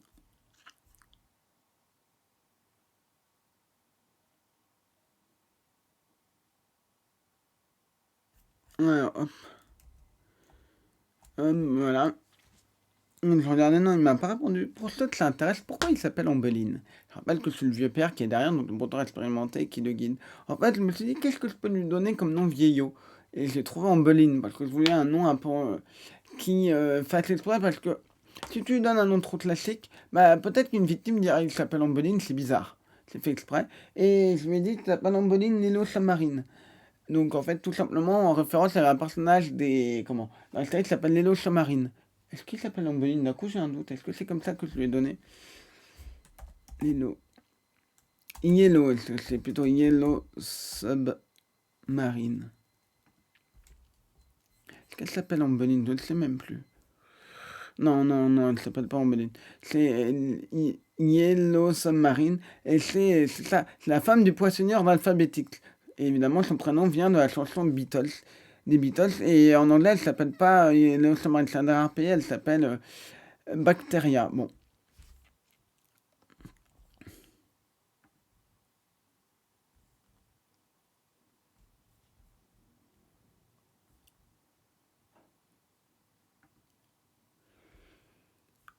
Voilà. Et donc, là, je vous montre un petit peu ça. La semaine prochaine, j'ai une réunion de préparation. Évidemment, si tu penses que c'est pertinent, n'hésite pas à parler de ce qu'on fait. N'hésite pas à parler du travail de Sento, de Arnaque-moi, de moi, de Lalin, de Sandos, de tous. Parce que si ça peut. Hein, n'hésite pas si tu veux avoir quelques conseils de dire, bah, n'hésite pas à nous contacter. Moi, j'ai un peu de temps. N'hésite pas parce que je pense que c'est important. Notre travail, il est là pour être partagé. Notre travail, il est là pour être vu par le maximum de gens, non pas pour qu'on soit vu juste pour faire de la prévention. C'est la base de tout. Et si vous faites de la prévention, on sera de plus en plus nombreux, on va être de plus en plus à être vigilants, et c'est ça qui est important. Aujourd'hui, ce qu'on veut, c'est qu'il y ait un maximum de personnes qui soient vigilantes et qu'on explique bien. N'hésite pas si tu veux m'envoyer un message. Je ne suis pas disponible demain, ni en partie mardi, mais voilà, lundi. Non, tu as bien fait de demander, tu as raison de demander, mais notre travail est vraiment là pour être au maximum partagé. Et voilà, j'ai fait des vidéos, tu peux utiliser mes vidéos sur ma chaîne YouTube, tu peux une vidéo, celle de Sento, de Lalin, de Aki, de Sandoz. C'est fait pour ça, c'est pour être vu au maximum. Donc voilà. En tout cas, je suis content parce qu'il y a plein de choses. En plus, là, il y a, oui, il y a aussi Cyprien qui a fait une vidéo et qui est top.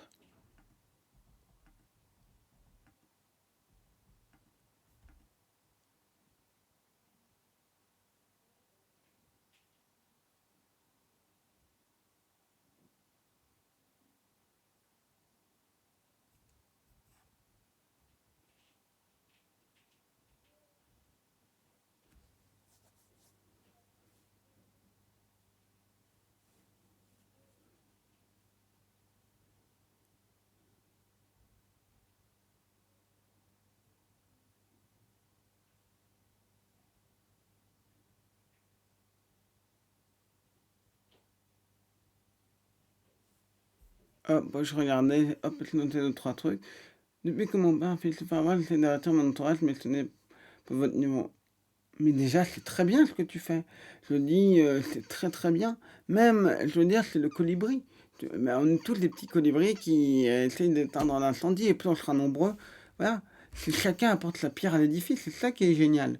C'est ça qui est fantastique. C'est ça qui est fantastique, et c'est ça qui va être génial. Voilà. Et moi, je pense que c'est très important.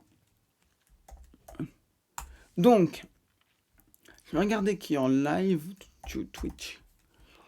J'avais promis que je serais un petit peu moins long que d'habitude parce que j'ai un petit peu de choses à faire. Voilà. Bon, j'ai un petit peu j'ai un petit peu de choses à faire demain, à préparer.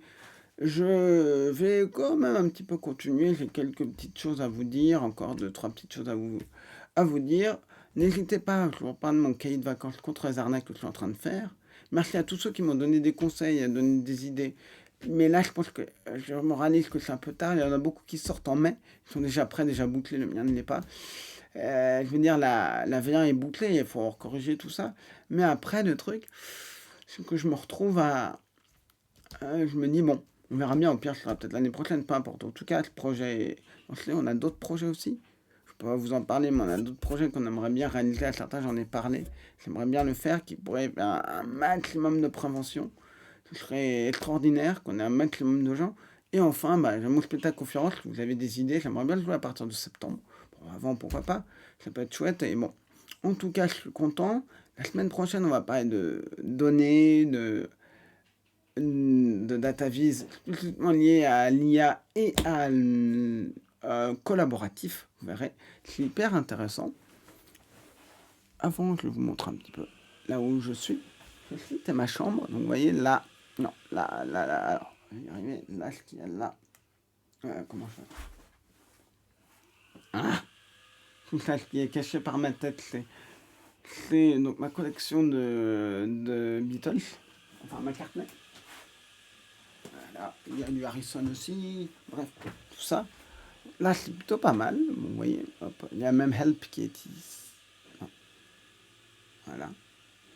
Et après, il y a des livres sur l'art. Là, il y a un livre sur le design génératif. Là. Ah putain, c'est impossible. Ah, c'est l'horreur, je pointe un truc. Mais bon, tant pis. Prends ça. Là, il y a des livres sur Vermeer, en bas aussi. Bon, c'est un peu compliqué de pointer un truc dans un décor. Je vous prépare aussi plein de choses pour ma chaîne YouTube. Je vous prépare pas mal de choses. Là, je vais peut-être investir aussi dans des fonds verts, dans des trucs comme ça pour faire des trucs un petit peu plus sympas. J'ai un micro, c'est déjà bien. Donc voilà, donc je suis très content que vous soyez là tous ici. Je vous remercie vraiment de nous suivre tous les Campbellers et particulièrement moi, je vous remercie. Si vous voulez m'aider, beaucoup de gens me disent mais comment on peut t'aider? Moi, le conseil que je vous donne, il n'y a pas de sub, il n'y a pas de quoi sur ma chaîne pour l'instant. le conseil que je vous donne vraiment, si vous voulez m'aider, si vous voulez m'accompagner, Dave 430, merci. Bah, on me follow, c'est comme ça. En parlant de ma chaîne, en parlant de la chaîne Tous les Scam Better, n'hésitez pas à parler de moi si le contenu vous intéresse, évidemment. Si vous avez envie de faire de la pédagogie, n'hésitez pas.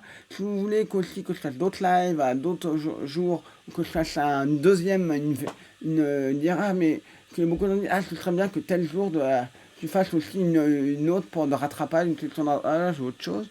Après je pourrais me proposer aussi, on pourra aller tester quelques vieux jeux rétro. On pourra aussi on pourra faire pas mal de choses comme ça. Et une chose très sympa, un jour quand on sera un peu plus, vous ferez jouer à des jeux rétro de point and click. Voilà. Mais partagez vraiment, si vous voulez m'aider, partagez le stream, partagez des articles, vous voyez des journalistes qui cherchent des informations sur des sujets sur lesquels je dis les scambettes, on est compétent. N'hésitez pas à partager mon travail, vous pouvez partager mon outil que j'ai fait pour les vidéos.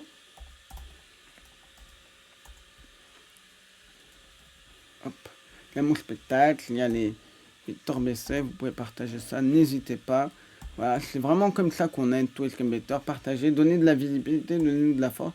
Et oui, chose très très importante, demain, M6, je sais plus, 18h, je sais plus quelle heure, 18h40 je crois.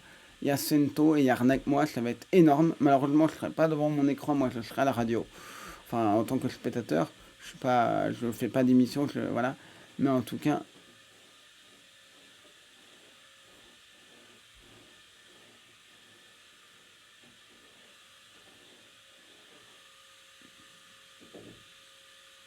hop. Je regarde, bon bah c'est parfait. Tout, c'est bon. Regardez s'il n'y a rien. Ouais, 18h40, j'étais en train de chercher. M6 programme T, désolé pour cela, j'étais en train de chercher. Alors... Voilà. N'hésitez pas après à les féliciter Arnaque-moi et dans leur Discord et Sento. Parce que ça va être génial. C'est à 18h40, le grand format. On n'a aucune info de ce qu'il y a dedans. Bon, heureusement, nous, on le sait. Mais, le truc qui s'allume. Encore du son. Voilà, bon. Avant, il y a autre chose. Il y a un 66 minutes tout court de 17h20 à 18h40. Il y en a un autre de 16h40 à 17h20. Mais je crois qu'elle m'avait dit que c'était à 18h30. Je sais pas lequel c'est. Je ne veux pas dire de bêtises, mais en tout cas, il y en a plusieurs. Moi, je serai en vadrouille toute la journée, donc je pourrais pas avoir ça, mais en tout cas, je sais que ça va être très très bien. Et n'oubliez pas, bientôt, on est ensemble, il y aura un site avec tous les scam betters, ça va être énorme. En tout cas, je vous remercie vraiment, vous avez été, je crois, au pic, au maximum 26 en même temps. Ouais, c'est génial, tout petit peu moins que d'habitude ces derniers temps, mais bon, pas grave. Mais en tout cas, je vous remercie vraiment parce que sans vous, bah, on ne sera rien. Vous faites d'après, vous nous aidez aussi, vous nous accompagnez, vous nous aidez, et vraiment merci. Et qu'est-ce que je voulais vous dire d'autre? On se retrouve donc la semaine prochaine. Pourquoi? Une nouvelle live sur les enjeux de la tech et du web. Moi, je vous retrouve évidemment mercredi, pas pour un live du tout, mais pour un...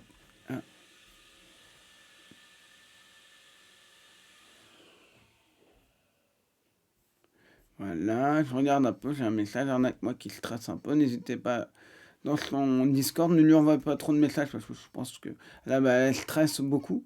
Elle stresse beaucoup, beaucoup face à ça. Je peux comprendre parce que c'est pas forcément simple.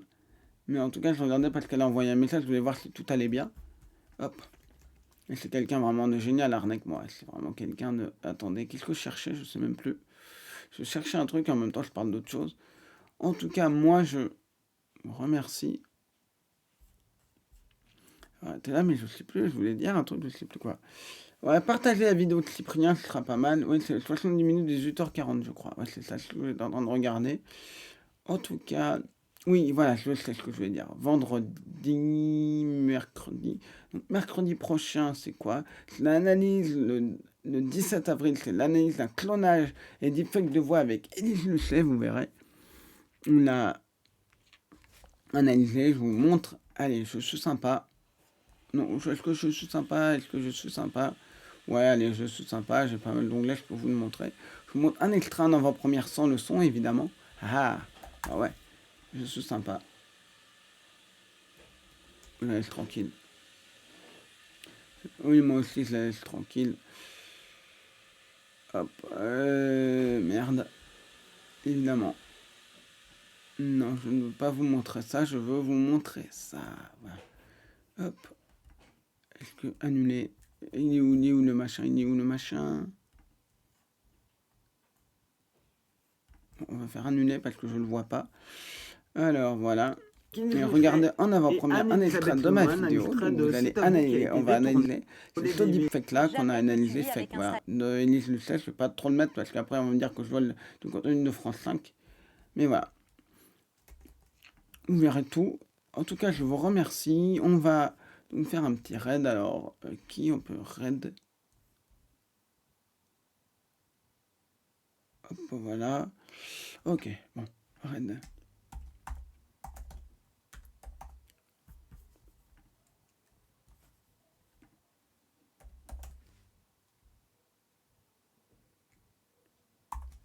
Oui, c'est vrai que ça peut aussi aider. On a duré pas mal, 1h45. Donc on se retrouve la semaine prochaine pour parler de data et de data visualisation. Et on part. Allez.